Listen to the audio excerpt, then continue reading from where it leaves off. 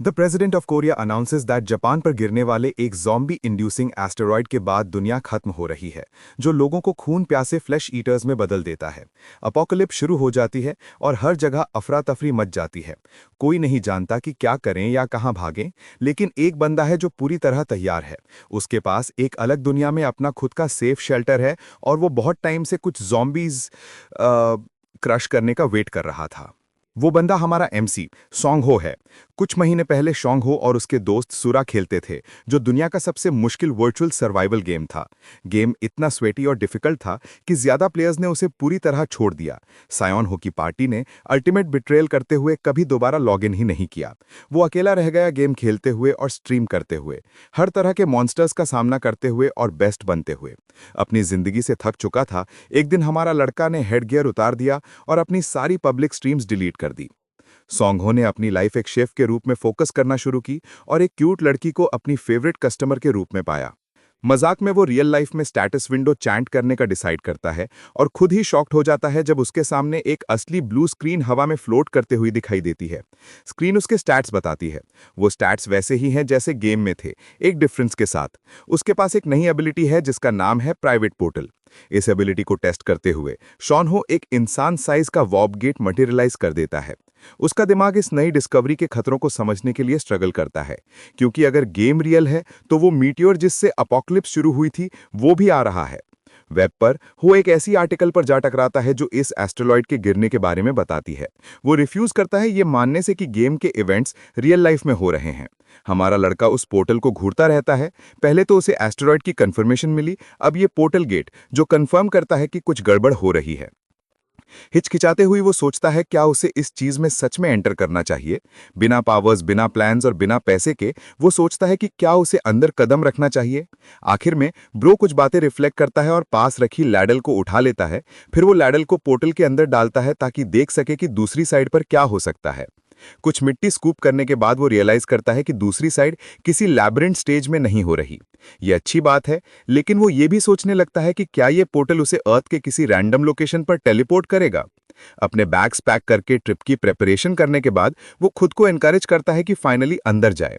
अगली सीन में bro portal cross करता है और दूसरी तरफ की खूबसूरती डिस्कवर करता है। ये एक सीनरी है जहां आसपास कुछ भी अर्बन नजर नहीं आता। सबसे पहली चीज जो ये बंदा नोटिस करता है वो ये है कि यहाँ का वेदर यूजुअल से कितना ज्यादा कोल्ड है। फोन पर कोई सिग्नल ना होने के कारण ये बंदा एनालाइज करता है कि वो किसी रिमोट एरिया में फंस गया है जहां आसानी से कोई नहीं पहुंच सकता। लॉन्ग स्टोरी शॉर्ट, ब्रो सोचता है कि वो यहाँ फंस चुका है। शापी निकालते हुए वो एक ट्री पर नंबर 0 लिखता है। ये उसकी तरफ से एक स्मार्ट मूव है ताकि वो एक्सप्लोरेशन प्रोसेस में ज्यादा लॉस्ट ना हो जाए। वो चलना शुरू करता है और बस चलता ही रहता है, लेकिन ये वॉक उस पर बहुत भारी पड़ने लगती है। जंगल एंडलेस लगता है और कुछ भी नजर नहीं आ रहा। जब ये बंदा लिटरली बैग रहा था कि कुछ इंटरेस्टिंग हो जाए, तब एक क्रीचर उसके पास से उसे घूरता है। तुरंत वो चीज प्रेडेटर की तरह पाउंस करती है और हमारे लड़के की जान निकाल देती है। खुशकिस्मती से वो सिर्फ एक गॉर्जियस वैली डियर होता है, कोई फ्लैश ईटिंग मॉन्स्टर्स नहीं। एक इंटरेस्टिंग डिटेल यह है कि सिस्टम ने उसके उस क्रीचर को ऑटोमेटिकली आइडेंटिफाई कर दिया, जो कंफर्म करता है कि ये जगह अर्थ के रेल्म से अलग है। वो क्रीचर उसे कुछ पल तक घूरता है और बिना कुछ बोले दौड़कर चला जाता है। ऐसा नहीं कि मैं एक्सपेक्ट कर रहा था कि वो बात करेगा, पर तुम समझ रहे हो मैं क्या कह रहा हूं। हमारा प्रोटैगनिस्ट भी सोचता है कि ये अजीब था कि वो डियर इतनी जल्दी पीस आउट हो गया। अच्छी बात यह है कि डियर अग्रेसिव नहीं था, लेकिन अगर वो कभी ब्लड थर्स्टी मंकीज या बोर से टकरा गया तो चीजें बहुत फजिंग अगली हो जाएंगी। एक और इंटरेस्टिंग डिटेल यह है कि वैली डियर सूरा गेम में कभी एग्जिस्ट ही नहीं करता था। यहां आने के तुरंत बाद ही उसे एक स्ट्रांग हंच फील हो रहा था कि ये रेल्म सर्वाइवल लाइफ और उसके कॉन्सेप्ट से रिलेटेड है। ब्लेड निकालते हुए वो आगे वॉक करता है, तैयार होते हुए कि कुछ भी सामने आ सकता है। अब तक वो ह्यूमैनिटी को एंड कर देने वाली डिजास्टर को एक्सेप्ट करने से इनकार कर रहा था, लेकिन जैसे ही वो गिव अप करने वाला था उसे वो मिल गया। उसकी आंखें एक शाइनिंग सन एप्पल पर जा टिकती हैं, एक मिस्टिकल फ्रूट जो वो ट्री से तोड़ लेता है। पहले वो सोचता है क्या इसे बाइट करना सेफ है, फिर वो एक एक्चुअल बाइट लेता है और तुरंत ही एक चेंज एक्सपीरियंस करता है। द सिस्टम उसे बताता है कि उसकी स्टैमिना रिस्टोर हो रही है और उसका बॉडी एक येलो ग्लो के साथ शिमर करता है। इसके इफेक्ट्स बिल्कुल वैसे ही जाते थे जैसे सन एप्पल जूस के होते थे जो वो गेम में पीते थे, एक और चीज के साथ जो प्योर कन्फर्मेशन का काम करती है। हमारा लड़का अब पूरी तरह कन्विंस्ड हो चुका है कि कुछ बहुत ही खतरनाक बहुत जल्द होने वाला है। ब्रो गॉब्लिन के पूप के बिल्कुल पास भी था, इसका मतलब है कि उसे बहुत ज्यादा केयरफुल रहना पड़ेगा। सायोन हो एक वरीसम सा साय लेता है, अपने मोराल को स्ट्रांग करने की कोशिश करता हुआ, पर अपने बिलीव्स के बावजूद अब वो जानता है कि दुनिया का एंड बहुत जल्द आने वाला है। पोर्टल गेट के इफेक्ट्स एक्सपीरियंस करने के बाद वो उसे एग्जिट करता है और अपनी ओरिजिनल दुनिया में वापस आ जाता है। यहाँ पर सायोनहो सॉल्यूशंस ब्रेनस्टॉर्म करना शुरू करता है। वो चाहता था कि अपोकलिप्स के आने से पहले वो पूरी तरह रेडी हो, तो सबसे पहले उसने गेम का सारा फुटेज रिव्यू किया और उसे एक पर्सनल हार्ड ड्राइव में स्टोर कर दिया। कन्वीनियंटली वो गेम हर बार स्ट्रीम करता था जब भी खेलता था, तो डेटा सेव करना बहुत आसान हो गया। हालांकि उसने कभी इमेजिन नहीं किया था कि एक दिन उसे ऐसे काम आएगा। एस्टेरॉयड गिरने की न्यूज उस तक पहुंच चुकी थी। जापानीज डिस्ट्रक्शन 32 दिन में शुरू हो जाएगी और साथ ही अपोकलिप्स भी। तब तक उसने डिसाइड किया कि वो प्रिपेयर करेगा। क्योंकि गेम अनफॉर्चुनेटली सबसे बेकार मैकेनिक से भरा हुआ था। सबसे क्रेजी और प्रॉब्लमैटिक मैकेनिक कुछ ऐसा था जिसे आयरन डेथ डिजीज बोला जाता था। ये छोटा सा फिनोमिनन अर्थ के हर एक मेटल को कोरोड और डिस्ट्रॉय कर देता था। बिल्डिंग्स डस्ट बन जाती थीं और ये ज़ॉम्बी स्वॉर्म को हेल्प आवर्स में हेल्प करता था। मॉडर्न डे मेटल के ऑब्लिटरेशन से ह्यूमैनिटी सीधे स्टोन एज में चली गई। Iron death disease eventually game में खत्म हो जाती थी, पर मेन प्रॉब्लम यह थी कि वो लिटरली पूरा 1 साल तक चलता था। फिर भी हमारे लड़के को इनकमिंग आयरन डेथ डिजीज से कोई खास फर्क नहीं पड़ता था, क्योंकि उसके पास एक सेफ सोल्यूशन था जिससे वो अपना प्राइवेट पोर्टल एक्सेस कर सकता था, थैंक्स टू उसकी newly acquired trait. Of course Seonho को पूरा स्ट्रॉन्ग अजम्पशन था कि ये डिजीज पोर्टल के थ्रू पास नहीं कर पाएगी। अपनी एनालिसिस रैप अप करते हुए उसने अपने सारे सेव्ड पैसे प्रीमियम टियर इक्विपमेंट खरीदने में लगा दिए। ब्रो रियल टाइम में एक call of duty zombie apocalypse lobby में एंटर होने वाला था, तो उसने सर्वाइवल के लिए सारा गियर और सप्लाईज ले लिया।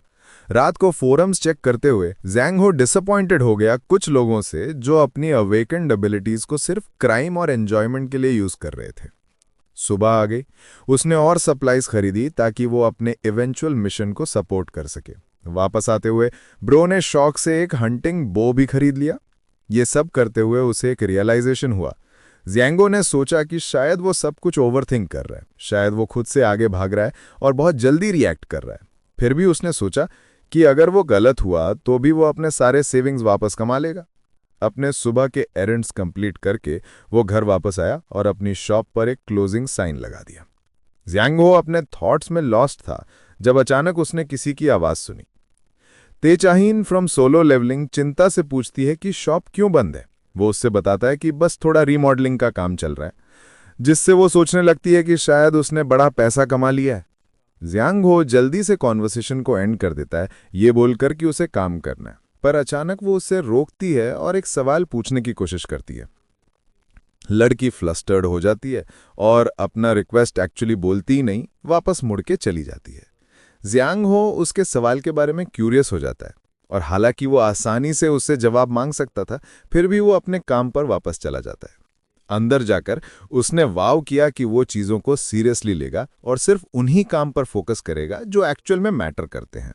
ब्रो ने लिटरली कहा, मैं बैडीज को इग्नोर करने वाला हूं और फॉर रियल लॉक इन कर रहा हूं। वो कमांड देता है, ओपन द पोर्टल।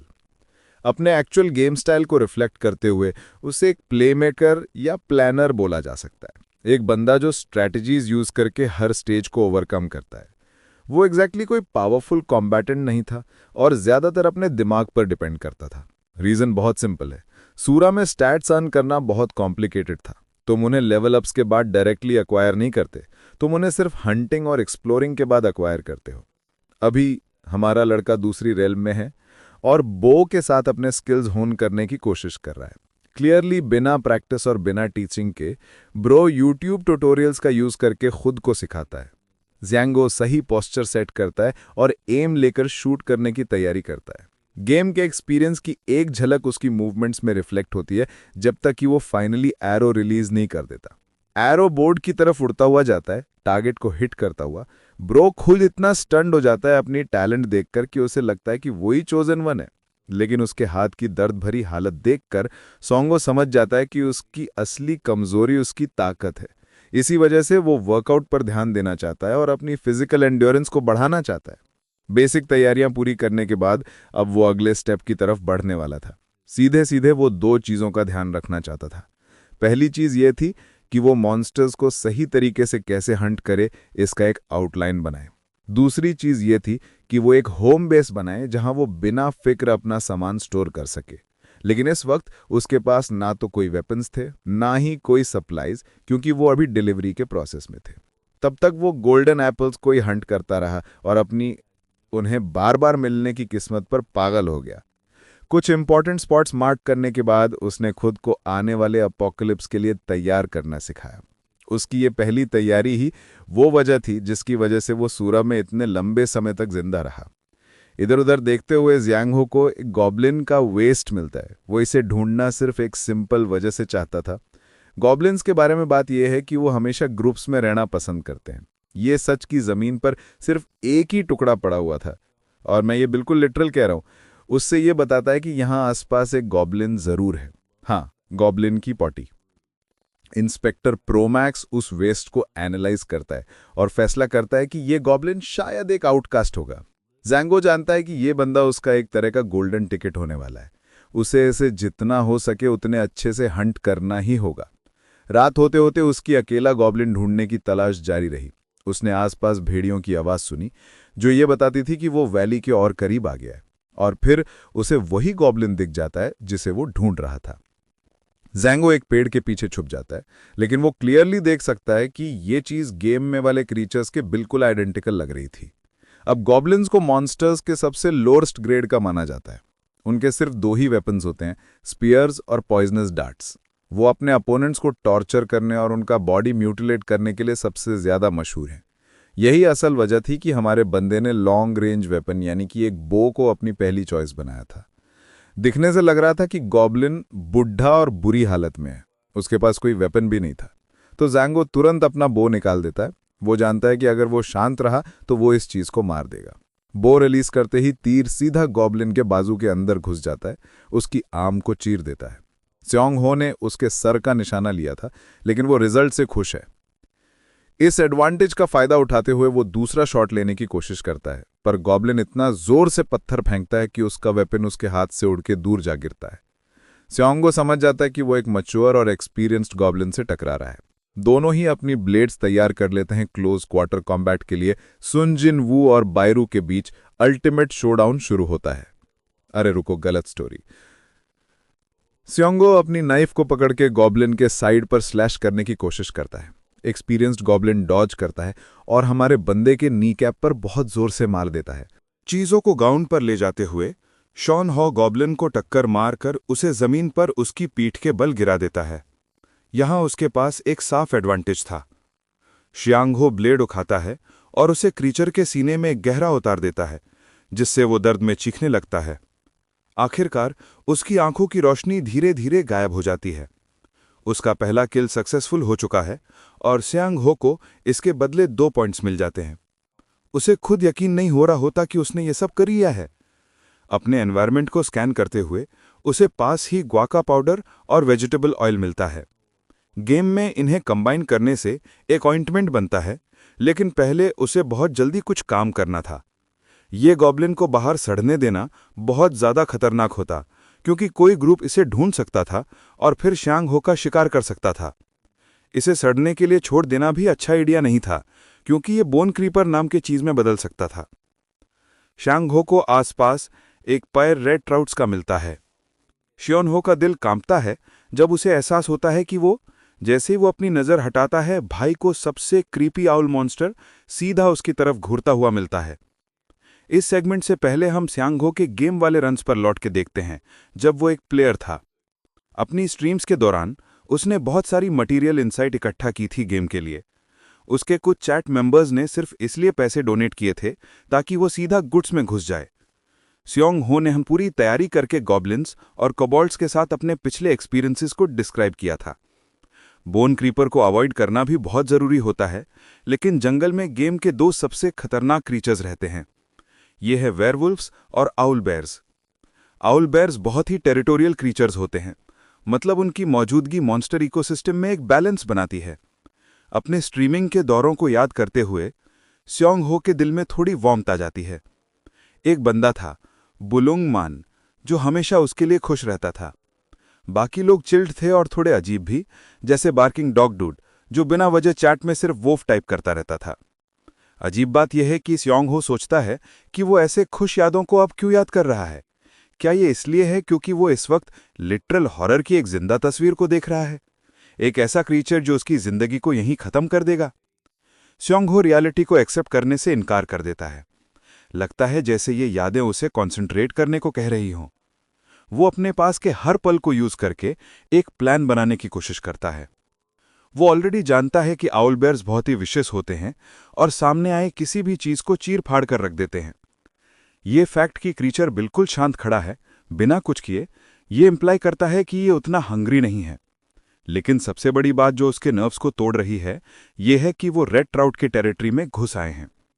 इन सारी इंपॉर्टेंट बातों को सोचकर स्यांग हो को लगता है कि इस नाइटमेयर सिचुएशन से निकलने का सिर्फ एक ही तरीका हो सकता है।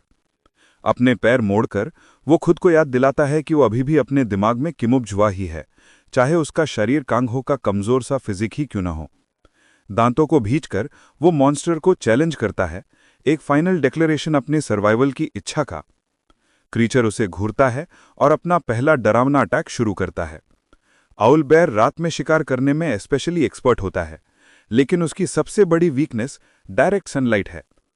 गेम में उसके पैटर्न्स याद रखते हुए स्यांग हो जानता है कि उसे बस सही एग्जीक्यूशन करनी है अपनी जान बचाने के लिए। बीस्ट के अटैक की टाइमिंग मैच करते हुए स्यांग हो परफेक्टली उसका स्लैश डॉज कर लेता है और साथ ही ये सोचता है कि कोई ऐसा लाइट इफेक्ट कैसे बनाए जो मॉन्स्टर को डरा दे। स्पीड के साथ फूट पड़ते हुए वो क्रीचर की बड़ी सी बाहू पर चढ़ जाता है और एक फ्लैशलाइट निकालकर उसकी आंखों में पॉइंट ब्लैंक चमका देता है। ये इफेक्ट इतना ज्यादा ट्रॉमेटिक होता है कि आउल बेयर जैसे प्रेडेटर भी बिल्कुल अंधा हो जाता है। अगला सीन कट होता है हमारे बंदे पर, जो अपने बेड में सड़ रहा है जब अलार्म बजता है। उसे पता है कि उसे वापस उठना ही पड़ेगा, चाहे कल रात की तरह उसका पूरा जिस्म दर्द से फटी क्यों ना रहा हो। शांग हो घर वापस आकर सीधा बेहोश हो गया था। उसकी आखिरी मेमोरी बस ये थी कि वो अंधा किया गया मॉन्स्टर से भाग रहा था। किस्मत ही ऐसी थी कि एक गॉब्लिन से निपटने के बाद ही वो सीधा एक आउल बेयर से टकरा गया था। ब्रो को दोबारा ऐसा कुछ फेस करने का बिल्कुल मन नहीं है, इसलिए वो उठकर कुछ खाने की कोशिश करता है। लेकिन जैसे ही उठता है वो जोर से धरती को किस करता है। उसे एहसास होता है कि उसकी टांगें उस कार्डियो के बाद बिल्कुल तबाह हो चुकी हैं। खैर, उसके पास अभी भी वो गोल्डन एप्पल्स पड़े हैं जो उसने दूसरे रेल्म से लाए थे। शैंग हो एक गोल्डन एप्पल लेता है और एक बड़ा सा बाइट लेता है, जिससे उसकी स्टैमिना तुरंत रिस्टोर हो जाती है। अब वो पहले से ज्यादा जिंदा महसूस करता है और सोचता है कि क्या वो अपने पेट को प्रॉपरली खिला दे। लेकिन खुद को साफ सुथरा करते ही ब्रो की मुलाकात फिर से त्यू चहीने से हो जाती है। वो इस बार किसी और रेस्टोरेंट में खाने आई थी और कोइंसिडेंस से उससे मिल गई। स्यांग हो कंपेनियनशिप ढूंढ नहीं रहा था, लेकिन वो उसके सामने बैठ गई क्योंकि उसे मील बड़ी पसंद है। मिकोंग तुरंत उससे पूछती है कि उसने स्टेटस विंडो खोलकर देखा। उसका एंथुजियास्टिक एटीट्यूड देखकर योंग हो को लगता है कि शायद यही टॉपिक था जो वो पिछली बार पूछना चाहती थी, लेकिन रुक गई। मिकोंग उसे न्यूज़ दिखाती है और उसे अश्योर करती है कि यह सब सच है। कुछ अवेकेंड लोग अपनी पावर्स का यूज करके दूसरों से पैसे चुरा रहे हैं। सियोन हो थोड़ा शॉक्ड होता है उसकी इतने डायरेक्ट कॉन्फिडेंस देखकर। वो झूठ बोलकर कहता है कि उसके लिए कुछ भी नहीं खुला। बाकी बात यह है कि सोंग हो को लगता है कि वो सही कर रहा है अपना स्टेटस सबसे छिपाकर। सबसे पहले उसका ट्रेट स्ट्रेटेजिक है, कॉम्बैट फोकस नहीं। ये कुछ ऐसा है जिससे वो खुद के लिए मैक्सिमम फायदा उठा सकता है, इंस्टेड कि किसी और के साथ शेयर करे। इस वक्त उसकी पर्सनल सेफ्टी भी गारंटी नहीं है। अगर उसने अपने कार्ड्स इस lady in the red dress यानी कि मिक्योन के सामने खोल दिए तो बात उसके लिए बहुत खराब हो सकती है। ये एक स्मार्ट मूव है।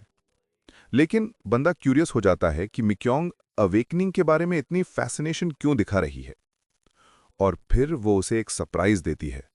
वो हेजिटेट करती है और एडमिट भी करती है कि उसने झूठ बोला था। सेयोन हो उसे पॉजिटिव इंटेंशंस अज्यूम करता है और उसे रियश्योर करता है कि उसे कुछ बोलने की जरूरत नहीं है। वो उसे एनकरेज करके कहता है कि अभी भी वक्त है और बात करने के बाद घर वापस चला जाता है। आखिरकार उसके डिलीवरी पैकेजेस आ गए। जो स्टफ उसने ऑर्डर किया था सब आ चुका था और अब उसे सप्लाईज की कोई टेंशन नहीं। वो सामान रूफटॉप पर ले जाता है और सिर्फ जरूरी चीजें सेकंड फ्लोर पर रखकर तैयारी शुरू कर देता है। अपनी प्रेपरेशन के बीच उसने मिशन के लिए ज़रूरी काफ़ी सारे आइटम सिलेक्ट किए, जैसे गैस मास्क्स, सूट्स और इक्विपमेंट। आने वाले काम के लिए हमारा बंदा एक ऐसी जगह ढूंढने का प्लान बनाता है जो उसके हाइड आउट के काम आ सके। एक होम बेस बनाना ज़रूरी है, इसी वजह से उसने एक्स लिया है। पोर्टल से गुजरते ही स्योन हो को अपने हाइड आउट के लिए पहला लीड मिलता है। वो एक गॉब्लिन केव है जो उसे गलती से तब मिल गई थी जब वो पुराने गॉब्लिन को ढूंढ रहा था। उसका लोकेशन याद करके वो वहीं पहुंचता है और वो वहीं होता है। ये जगह उसके प्लान के लिए बहुत ही कन्वीनियंट थी, लेकिन पहले उसे वेरीफाई करना था कि यहाँ कौन से मॉन्स्टर्स रहते हैं। सून हो जगह को स्कैन करता है और छोटे छोटे फुटप्रिंट्स देखकर पता लगाता है कि यहाँ से कॉबेट्स गुजरे हैं। ये एक सेलिब्रेशन वर्दी डिस्कवरी है, क्योंकि ये लोग बिल्कुल भी मुश्किल नहीं होते हैंडल करने में।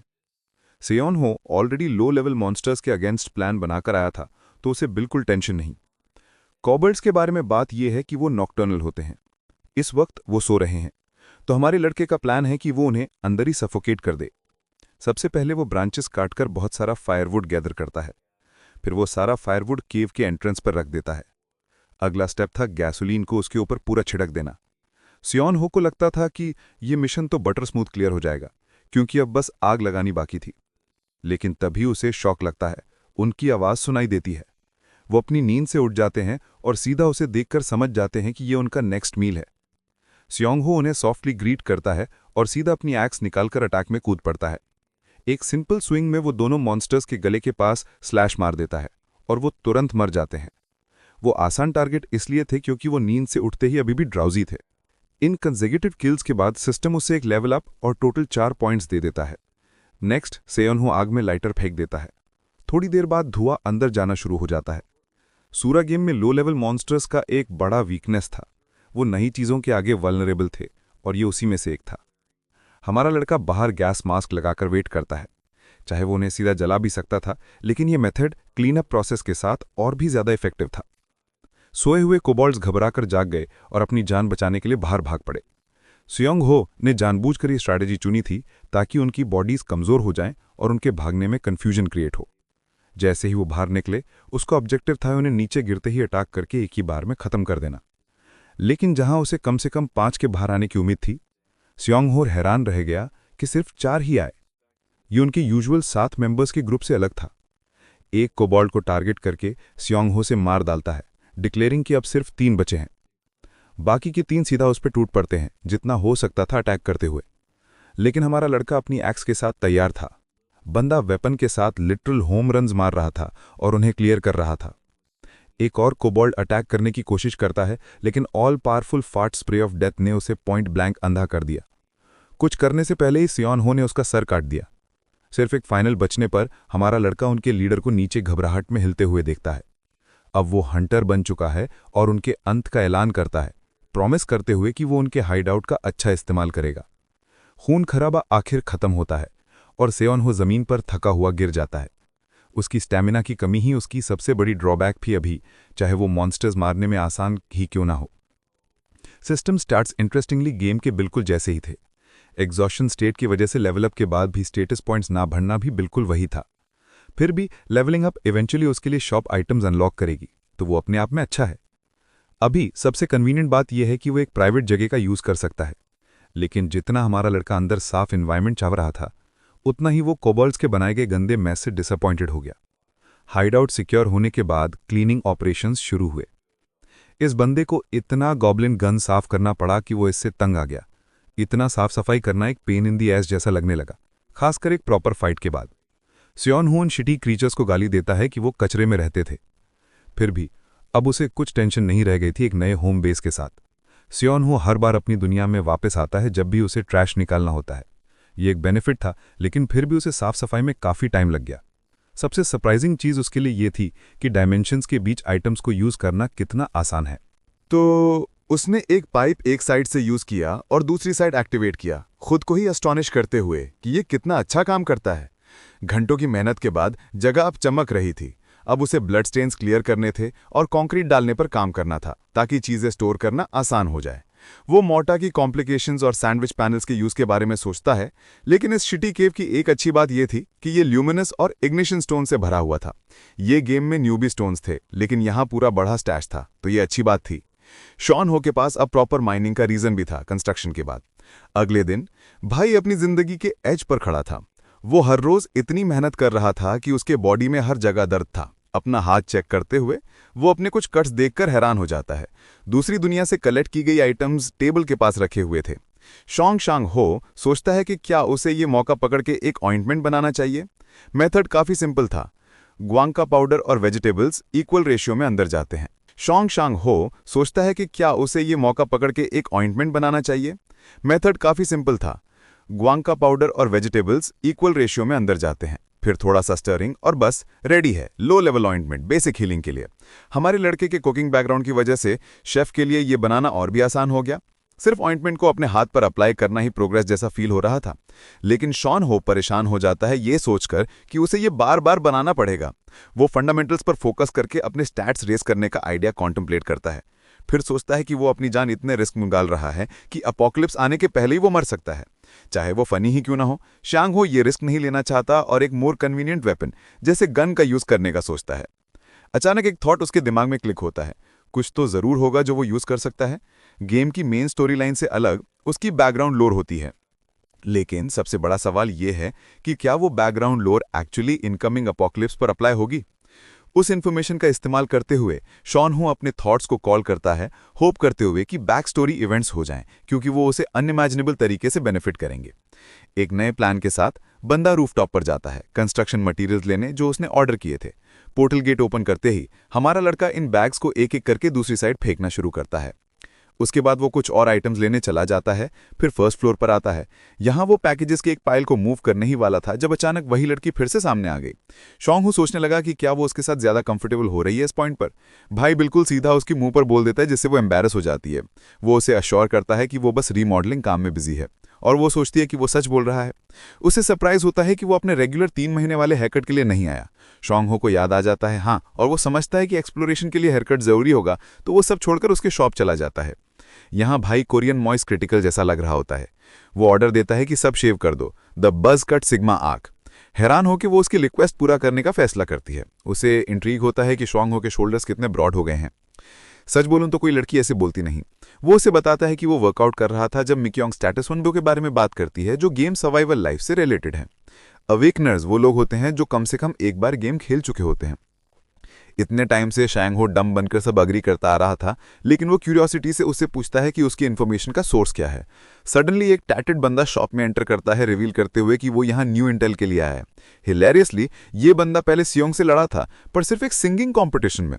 हमारा लड़का पिस्ड ऑफ हो जाता है कि ये क्लाउन ही उसका इन्फॉर्मेशन का सोर्स निकला। ब्लॉन्ड हेयर वाला बंदा उसे बताता है कि कोई पर्टिकुलर इंसान ने वीडियोस डिलीट कर दिए हैं और सारी इन्फॉर्मेशन सिर्फ खुद के लिए रखता है। ये एक ऑकवर्ड मोमेंट बन जाता है क्योंकि ये बंदा ओपनली अनाउंस भी करता है कि वो प्लेयर की रियल लोकेशन डॉक्स करने की कोशिश कर रहा है। सीवोंग इस मिस्ट्री पर्सन को लेकर काफी क्यूरियस हो जाता है। इनहोंग नाम ड्रॉप करता है किम्बाब जोजो का, जो शांग हो का यूजर नेम था। इससे सिचुएशन और कॉम्प्लिकेटेड हो जाती है क्योंकि अब हमारा लड़का जानता है कि लोग वाकई उसे हंट करने के लिए बाहर घूम रहे हैं। इनहॉक उस यंग लेडी को फोर्स करता है बोल्ड होने के लिए और उनकी टीम ज्वाइन करने के लिए। शॉन्ग हो सोचता है कि पूरा सीन ही स्टूपिड है। उसने वीडियो डिलीट हिफ इसलिए किया था क्योंकि वो डिसअपॉइंटेड था। उसके पास कभी पर्सनल बेनिफिट्स के बारे में सोचने का टाइम ही नहीं था। वैसे भी ये पंक एक नो इट ऑल वानाबी है जो बड़े बड़े टॉक्स करता रहता है। वो शॉन्ग हो को कर्स करता है सबको डिच करने के लिए बिना अपने स्ट्रीम्स की पब्लिक इन्फॉर्मेशन पोस्ट किए, ये जाने बिना कि जिस बंदे को वो हंट कर रहा है वो उसके सामने बैठा हुआ है। शॉन्ग हो सोचता है कि क्या कम्युनिटी का रिएक्शन भी ऐसा ही होगा। इससे वो सोचने लगता है कि क्या उसे अपना कोर्स चेंज करना चाहिए और इन्फॉर्मेशन शेयर कर देनी चाहिए। ब्रो पर्सनली उठ के इनहॉक का सामना करने जाता है, उसे स्कोल्ड करते हुए कि उसने हेयरकट सेशन के बीच में उसका काम बिगाड़ दिया। इनहॉक मिस्टर टफ गाय बनने की कोशिश करता है हमारे लड़के के सामने, लेकिन सांघो उसे मर्डरस आई से ग्लेयर करता है, ऑर्डर करते हुए कि जल्दी से भाग जाओ वरना फिर से ह्यूमिलिएटिंग डिफीट मिलेगी। इंटिमिडेट होके वो पंक शॉप से निकल जाता है और लेडी उसे फेयरवेल बोलती है। मिक्योंग रिलीफ फील करती है। उसे डिस्ट्रेस में देखकर हमारा लड़का उसका नंबर मांगता है सिर्फ इसलिए क्योंकि वो सोचता है कि ये बंदा एक रियल क्लाउन है जो उसकी लाइफ को थ्रेटन कर सकता है। घर लौटकर हमारा लड़का अपने न्यू लुक के साथ ही मॉडल जैसा लग रहा होता है। सबसे पहले वो अपना यूजर नेम पर फोकस करता है और फोरम में इन्फॉर्मेशन चेक करने का फैसला करता है। जो उसने वहां देखा वो अलार्मिंग था। पूरा फोरम उसके खिलाफ कर्सेस और गालियों से फ्लडेड था। उसे एंडलेस हेट मिल रही थी जब तक उसे इनहॉक का यूजर नेम नहीं मिल गया।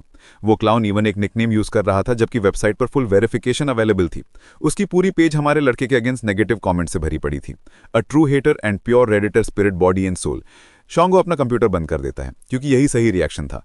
मेंटली अफेक्ट नहीं हुआ था, सिर्फ डिसअपॉइंटेड हुआ था। पर फिर उसका दिमाग एक अजीब सा काम फील करता है जब वो पोर्टल को कमांड करता है।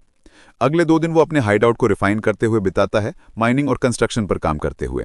पिकैक्स ने काफ़ी हेल्प की। फिर वो मोर्टा को पानी के साथ स्प्रेड करता है, हर दिन उसे इवनली स्मूथ करते हुए। काम खत्म होते ही वो बाहर आता है, मोर्टा के ड्राई होने का इंतजार करते हुए। इस मोमेंट में वो अकेले मून को स्टेयर करते रहता है।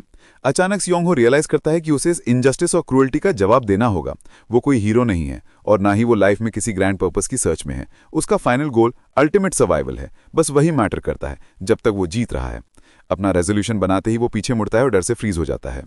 एक बोन क्रीपर उसकी तरफ क्लैंक करते हुए आ रहा होता है। शोनहा पहले से ही पिस्ट था, तो उसे फाइनली एक टारगेट मिल गया अपना गुस्सा निकालने के लिए। एक लाउड एक्सप्लोजन होती है, सब फ्लेम्स में डूब जाता है। नेक्स्ट टाइम जब हमारा लड़का उठता है वो स्क्रैचेस से कवर्ड होता है। उसे पता भी नहीं होता कि अभी क्या हेल हुआ था, पर फिर उसे बोन क्रीपर का साइट याद आता है। सबसे कंफ्यूजिंग पार्ट ये था कि वो पॉइंट ब्लैंक एक्सप्लोजन से कैसे बच गया, पर इसका भी जवाब होता है। जैसे ही उसने बोन क्रीपर को स्पॉट किया, शोनहा को पता था कि वो फटने वाला है, तो वो भाग गया। लेकिन ब्लास्ट फिर भी उसे कैच कर लेती है, उससे इतनी जोर से नॉक कर देती है कि वो बेहोश हो जाए, मर ना जाए। लेकिन उस छोटी सी मूव का भी उसे नुकसान होता है। जियोनहो का पूरा राइट साइड प्रिक से भरा होता है जो उसके अंदर घुस गए थे। थोड़ी सी बची स्ट्रेंथ यूज करके वो स्टेटस विंडो को कॉल करता है। सिस्टम स्टैट्स उसकी करंट स्टेट की वजह से डिक्रीज हो गए थे, लेकिन क्रीचर के डिस्ट्रक्शन की वजह से उसे उसकी डिफीट के पॉइंट्स मिल गए। एक रिंगिंग हेडेक उस पर डोमिनेट करना शुरू कर देती है, उसके सेंसेस को बर्डन करते हुए।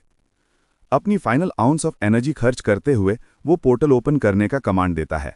नेक्स्ट सीन में सबसे पहले वो अपने वुंड्स ट्रीट करता है। इसमें क्रीचर के बोन फ्रैगमेंट्स को निकालना शामिल था। वो फ्रैगमेंट्स रिमूव करना बहुत पेनफुल था और उसे बहुत हेल जैसा दर्द हुआ। ऑइंटमेंट ने कमाल कर दिया, ब्लीडिंग को स्टॉप करने में मदद की। अपनी कंडीशन चेक करते हुए बैंडेजिंग करने के बाद ज़ैंगहो रिवल्टेंटली बेहोश हो गया। वो उस दिन के लिए उसकी लिमिट थी। अगले सुबह जब सुबह का उजाला फैला, हमारा बॉय वापस खड़ा हो गया। उसे लगता है कि वो किसी भी दिन मरने के किनारे पर है। उसकी तुरंत चिंता ये है कि देखे कि क्या उसके जख्म ठीक हुए हैं, तो वो स्टेटस विंडो ओपन करता है। सिस्टम कह रहा होता है कि वो ठीक है, तो ये अच्छी बात है। वो उठता है और ये सवाल करता है कि एक डैम बोन हेड उसे ढूंढ कैसे लिया। सबसे पहले जंगल बहुत ज़्यादा विशाल है, तो ये बिल्कुल इम्पॉसिबल नहीं कि क्रीचर्स अचानक छुपने की जगह से बाहर आ जाएं। इस बात से वो अलर्ट हो जाता है कि उसे अपने परसेप्शन स्टैट को और ज़्यादा होन करना होगा, जो उसकी डिटेक्शन एबिलिटीज़ को बूस्ट करेगा। गेम में ऐसे स्टैट्स को बढ़ाने का एक ही तरीका होता है, स्टैट पॉइंट्स का यूज़ करना, और ये स्टैट पॉइंट्स हंटिंग या एक्सप्लोरेशन एक्सपीरियंस से मिलते हैं। एक और तरीका स्टैट्स को बूस्ट करने का ये होता है कि ऐसा इक्विपमेंट या वेपन्स यूज़ किए जाएं जो यूज़र को बूस्ट करते हों। प्रॉब्लम सिर्फ ये है कि सूरा एक बकवास गेम है और इसका डिफ़िकल्टी स्केल तो बिल्कुल इनसेन है। सिंपल स्टैट आइटम्स लेने के लिए भी इंसान को उन मॉन्स्टर्स से लड़ना पड़ता है जो उसके लेवल से कई गुना ज़्यादा स्ट्रांग होते हैं। इसका मतलब है सिर्फ एक वेपन के लिए हेलिश बीस्ट से टक्कर लेना। मॉन्स्टर्स को डिफीट करने से स्किल्स भी अनलॉक हो सकती हैं। हाई लेवल मॉन्स्टर्स खास कंडीशंस पर बेस्ड स्किल्स ड्रॉप करते हैं, लेकिन हर स्किल हर प्लेयर के काम नहीं आती। अब शोनहा सोचता है कि कोई गारंटीड तरीका हो जिससे वो स्टैट बूस्टिंग आइटम्स ले सके। वो डिसाइड करता है कि वो गेम की बैकग्राउंड स्टोरी का फुटेज दोबारा देखेगा। ऐसी स्टोरीज एस्ट्रॉयड अर्थ पर गिरने से पहले की होती हैं। इसका मतलब है कि ऐसी जगहों पर जाने से अपोकोलिप्स के आने से पहले स्पेशल आइटम्स मिल सकते हैं। पर यह सिर्फ एक थियरी है, एक गेम थियरी, समझे? शोनहा जानता है कि उसे स्ट्रॉन्ग मॉन्स्टर से लड़ना होगा चाहे कुछ भी हो। वो अगले कुछ घंटे पुरानी इन्फॉर्मेशन पढ़ने में लगा देता है और 3 इंपॉर्टेंट लोकेशंस के बारे में जान लेता है जहां बैकग्राउंड स्टोरीज होती हैं। रशियन शिप, हॉबगॉब्लिन और तीसरा जेरी माउंटेन ऑर्क इंसिडेंट, जो सबसे फास्ट इवेंट था। फुटेज के हिसाब से ऑर्क 26 तारीख को डिस्कवर हुआ था, तो उसे 25 तारीख को ही निकलना पड़ेगा ताकि वो उसे पहले ढूंढ सके। अपनी नेक्स्ट मिशन को फिक्स करके हमारा बॉय फ़ोन पकड़ता है और देखता है कि मिंग योंग उसे लेट नाइट को कॉल कर रही है। अगले सीन में दोनों एक कैफ़े में बैठे होते हैं। वो उसकी कंडीशन पूछती है, ये देखकर कि वो गर्मी के मौसम में लॉन्ग स्लीव शर्ट क्यों पहन कर आया है। ब्रो को अपने जख्म छुपाने होते हैं और उसे रियलाइज़ होता है कि ये लड़की उसकी सोच से ज़्यादा ऑब्जर्वेंट है। उसे लगता है कि वो शॉप के इंसिडेंट से परेशान है, लेकिन सोंगहो इस बात को सीधे सीधे मना कर देता है। वो ये सुनकर खुश होती है, बताती है कि उसे कितना डर लगा था। सांघा उसे लास्ट विंटर की याद दिलाता है जब वो बंदा इल्लीगल मॉडिफाइड टो ट्रक का यूज़ करके प्रॉब्लम क्रिएट कर रहा था, फिर उसने कमज़ोर लोगों से लड़ना शुरू कर दिया था। शॉर्ट में बोले तो वो इंसान बकवास है। मिंग योंग ये सुनकर शॉक्ड है क्योंकि उसे पहले कोई इंटेल नहीं था। हमारा बॉय उससे रिक्वेस्ट करता है कि वो उससे दूर रहे। सॉन्गहो फिर सीधा पूछता है कि उसने उसे बुलाया क्यों है। क्यूट यंग लेडी उसके कान के पास आके रिवील करती है कि वो एक्चुअली में अवेकेंड है। सॉन्गहो को कोई आइडिया नहीं कि उसने इतनी सेंसिटिव इन्फॉर्मेशन क्यों बताई। नेचुरली एक्टिंग करते हुए वो प्रिटेंड करता है कि वो जेलस है कि उसे ये पावर नहीं मिली। उसे झूठ बोलने का बुरा लगता है, लेकिन वो उसे अश्योर करता है कि सब ठीक है। मीटिंग खत्म करते हुए वो उठकर जाने लगता है। सैंगहो खुश होता है कि उस पर इतना ट्रस्ट किया गया और एडमिट करता है कि उसे उसकी बातों से सच में अच्छा फील हुआ। जाने से पहले वो छोटा सा क्लू देता है कि उसकी सर्वाइवल लाइफ गेम में इंटरेस्ट है और उसका फुल इंटेंशन है कि वो गेम को स्टडी करे। घर लौटकर सैंगहो मानता है कि उसे असली खुशी मिलती है ऐसे लोगों से मिलकर जिनका कैरेक्टर अच्छा हो। वो स्टोर्स चेक करता है और सही में कूल एज ड्रोन्स और एक रेंटल कार नेविगेशन के लिए खरीद लेता है। फिर वो सीधा बेड पर चला जाता है ताकि नेक्स्ट डे रिकवर कर सके। नेक्स्ट डे आ ही जाता है। जैसे ही सुबह होती है वो ऑर्क्स को हंट करने के लिए मटेरियल्स बनाना शुरू कर देता है। अपने होम बेस में वो इग्निशन स्टोन्स को क्रश और रिफाइन करता है। उन्हें बहुत प्रिसाइज हैंडल करना होता है, वरना वो गलत हिट पर फ्लेयर अप कर जाते। फिर वो ल्यूमिनस स्टोन पर फोकस करता है। उन्हें माइन करने पर उनकी रोशनी आंखों को चुंधिया देती है, लेकिन ये अच्छी बात है तो वो कंटिन्यू करता है। दोनों को ग्राइंड करने के बाद वो उनका पाउडर बनाता है। ये उसकी मिशन सेटअप को कंप्लीट करता है। फिर वो शुगर, गैसोलीन और ऑर्गेनिक सॉल्वेंट्स डालता है। लास्ट इंग्रेडिएंट इग्निशन स्टोन को सॉलिडिफाई करने के लिए एक हार्डनिंग एजेंट होता है। उसके डायमेंशनल गेट के फ्लेक्सिबल कोऑर्डिनेट्स की वजह से वो आराम से एक डेस्क सेटअप कर लेता है। जाने से पहले वो अपना सारा सामान रेंटल कार में रख देता है।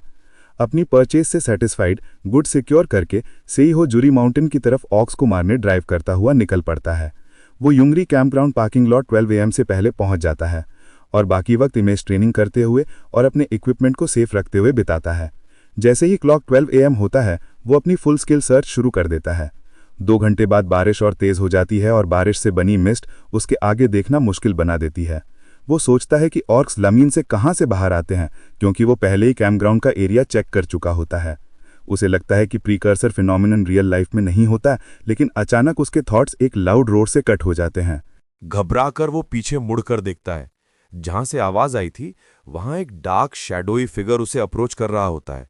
हमारा बॉय रियलाइज करता है कि ये एक ऑर्क है, और वो भी आम ऑर्क नहीं, ये एक रेड ऑर्क सब स्पीशीज है, जिसका मतलब है कि एक गारंटीड स्किल ड्रॉप मिलेगा।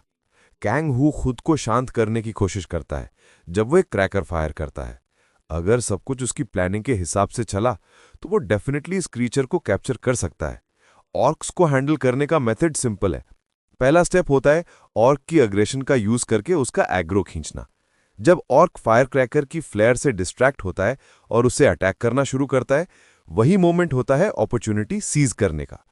ऑर्क पर एम करो और तुरंत पोर्टल ओपन करो और तुरंत एक फ्लैश बैंग ओपन करो। इंटेंस लाइट की वजह से ऑर्क को अपनी विजन वापस लाने में 20 सेकंड्स लगेंगे। ये एक टाइम रेस क्रिएट कर देता है। फिर उसके मसल्स डिस्ट्रॉय कर दो जो स्टेटस के इफेक्ट से लूज हो चुके होते हैं, ताकि उसकी मूवमेंट ड्रास्टिकली ड्रॉप हो जाए। और गुस्से से चिल्लाता है और अपनी एक्स से हमारे हीरो पर अटैक करने की कोशिश करता है ताकि उसे कुचल दे। लेकिन हमारा बंदा उस टाइम ढुक जाता है जब एक्स उसे हिट करने ही वाली होती है और अटैक को डॉज कर लेता है। फिर वो अपनी नाइफ निकालता है और ऑर्क के फुट में छेद डाल देता है। जैसे ही उसके फुट को स्टैब किया जाता है, ऑर्क दर्द से चिल्लाता है और घुटनों पर गिर जाता है। जब ऑर्क और हमारे प्रोटैगनिस्ट की आई लेवल सेम हो जाती है, तब वो उस ऑर्क के मुंह में ऑलरेडी बना हुआ फ्लेम कैन घुसा देता है। जैसे ही कैन ऑर्क के मुंह के अंदर जाता है, वो एक्सप्लोड हो जाता है। जल्द ही हमारा बॉय अपनी जीत सेलिब्रेट करना शुरू कर देता है। अचानक ऑर्क का मुक्का उसके चेहरे पर पड़ता है, उसे हवा में उड़ा देता है। वो उठता है, जानता है कि उसे इतनी जल्दी अपना गार्ड डाउन नहीं करना चाहिए था। वो ऑर्क को अपनी तरफ आते देखता है, जिसका ऊपर का जिस्म आग में जल रहा होता है, लेकिन लगता नहीं कि वो ज्यादा देर बचेगा। हमारा बॉय श्योर है कि वो जल्द ही ऑर्क के हाथों मिन्स ढो के अपनी मौत से मिलने वाला है। तभी उसका सिस्टम उसे नोटिफाई करता है कि उसका लेवल बढ़कर लेवल 3 हो गया है और उसे 10 और पॉइंट्स मिले हैं। विल टू सर्वाइव नाम का स्किल मिलने के बाद वो उठकर खुद से कहता है कि वो इसे हैंडल नहीं कर पा रहा है। सोचता है ड्रॉप आइटम कहाँ है। तभी कुछ रोशनी उसकी कलाई पर चमकती है। वो अपनी कलाई को देखता है और ड्रॉप आइटम एक वॉच परसेप्शन निकलती है। वो सुकून की सांस लेता है, क्योंकि बारिश में ड्रॉप आइटम ढूंढना बहुत बड़ा झंझट होता। वो मरे हुए ऑर्क के पास जाकर उसका सर धुआं निकलते देखकर सोचता है कि अब क्या करे। उसके दिमाग में आता है कि जिरेन ऑर्क इंसिडेंट एम्बार्गो के अंडर था। फिर वो सोचता है कि क्या इन्फॉर्मेशन रिलीज करना सही होगा, क्योंकि सिचुएशन बिगड़ सकती है। उसे म्योंग की वो बात याद आती है कि अवेकन्ड सिर्फ वो लोग होते हैं जो गेम कम से कम एक बार खेल चुके हैं, जिसका मतलब एक ही है, हजारों अवेकन्ड लोग जरूर एग्जिस्ट करते होंगे, और अगर उनमें से थोड़ा सा भी हिस्सा ओ और हॉक जैसे लोगों का हुआ तो वो पर्सनल गेन के लिए सिस्टम और लॉस को कोलैप्स कर देंगे और पूरी दुनिया को केओस में डाल देंगे। अभी सबसे बड़ा प्रॉब्लम यह है कि वो मरे हुए ऑर्क को ऐसे ही नहीं छोड़ सकता, वरना वो बोन क्रीपर बनकर कल तक लोगों को नुकसान पहुंचाएगा। अचानक एक ख्याल उसके दिमाग में आता है। उसने पहले यह सोचा ही नहीं था कि वो खुद भी ज़ॉम्बी बन सकता है। चाहे वो अवेकन्ड हो, लेकिन स्पोर से इन्फेक्ट हो गया तो वो ज़ॉम्बी बन सकता है। वो सही डिसीजन नहीं कर पा रहा होता है। डिसीजन ना लेने के चक्कर में वो पोर्टल ओपन कर देता है, सोचता हुआ उन कुछ लोगों के बारे में जो शायद सर्वाइव करेंगे। ये तय है कि विल को एक ऑर्डरली एंड मिलना चाहिए। हमारा बॉय जमीन में गड्ढा खोदना शुरू करता है ताकि ऑर्क को दफन कर सके, जो उसने अभी मारा है। वो जल्दी थक जाता है और सोचता है कि ऑर्क को अंदर खींचकर कैसे ले जाए। उसका नया skill will to survive exhaustion से ट्रिगर होकर एक्टिवेट हो जाता है और उसे टास्क जल्दी से कंप्लीट करने पर मजबूर कर देता है। हीरो अपना काम जल्दी जल्दी खत्म करने लगता है, मजबूरन जितनी तेजी से हो सकता है उतनी तेजी से काम करता है। फिर वो ऑर्क को उसकी ग्रेव में फेंक देता है, स्किल के लिए शुक्राना देते हुए। उसके बाद वो पोर्टल ओपन करता है और एक मूविंग कार में पहुंच जाता है। आफ्टर इफेक्ट उसके जिस्म को नॉर्मल होने में थोड़ा वक्त लगाता है, तब तक वो कुछ नहीं कर सकता। अगले दिन वो उठकर वंडर करता है कि जो वेदर वो देख रहा है क्या वो सच में सही है। प्लान के हिसाब से उसे अब तक डिफेंस लाइन बना लेनी चाहिए थी। वो अपना फोन चेक करता है, सोचता है कि रेड ऑग के रेमनेंट सब खत्म हुए या नहीं। वो डिसाइड करता है कि आज कुछ भी स्टार्ट नहीं करेगा, ये सही टाइम नहीं है, और वो सुबह सुबह आए आइटम्स का बॉक्स चेक करने का सोचता है। बॉक्स के अंदर उसे सारे वेपन्स मिल जाते हैं जो उसे चाहिए थे, हालांकि वो बस उन्हें एक इंडियन वॉर क्लब की तरह यूज कर सकता है। फिर भी कुछ आइटम्स पैकेट से मिसिंग थे। वो एक नोट उठाता है जिसमें लिखा होता है कि उसके कुछ ऑर्डर किए गए आइटम्स इल्लीगल हैं और वो कस्टम्स से पास नहीं हो पाए।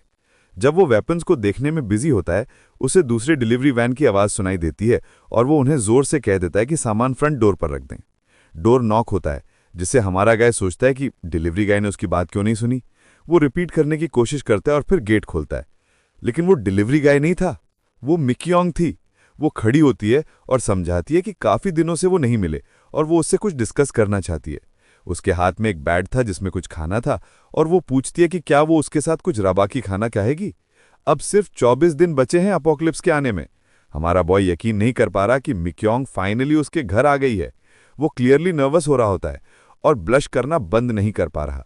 जब वो खाना सर्व करती है, वो कहती है कि खाना ठंडा होने से पहले खा लो, और वो उसकी बात सुनता है। खाना खत्म करने के बाद वो पूछता है कि वो क्या बात करना चाहती थी। वो सीधे टॉपिक पर आती है क्योंकि उसने पहले मेंशन किया था कि वो सूरा देख रहा है, तो वो उस पर कुछ इंपॉर्टेंट इन्फॉर्मेशन शेयर कर सके। ये नहीं था जो हमारा बॉय सोच रहा था कि वो डिस्कस करने आई है।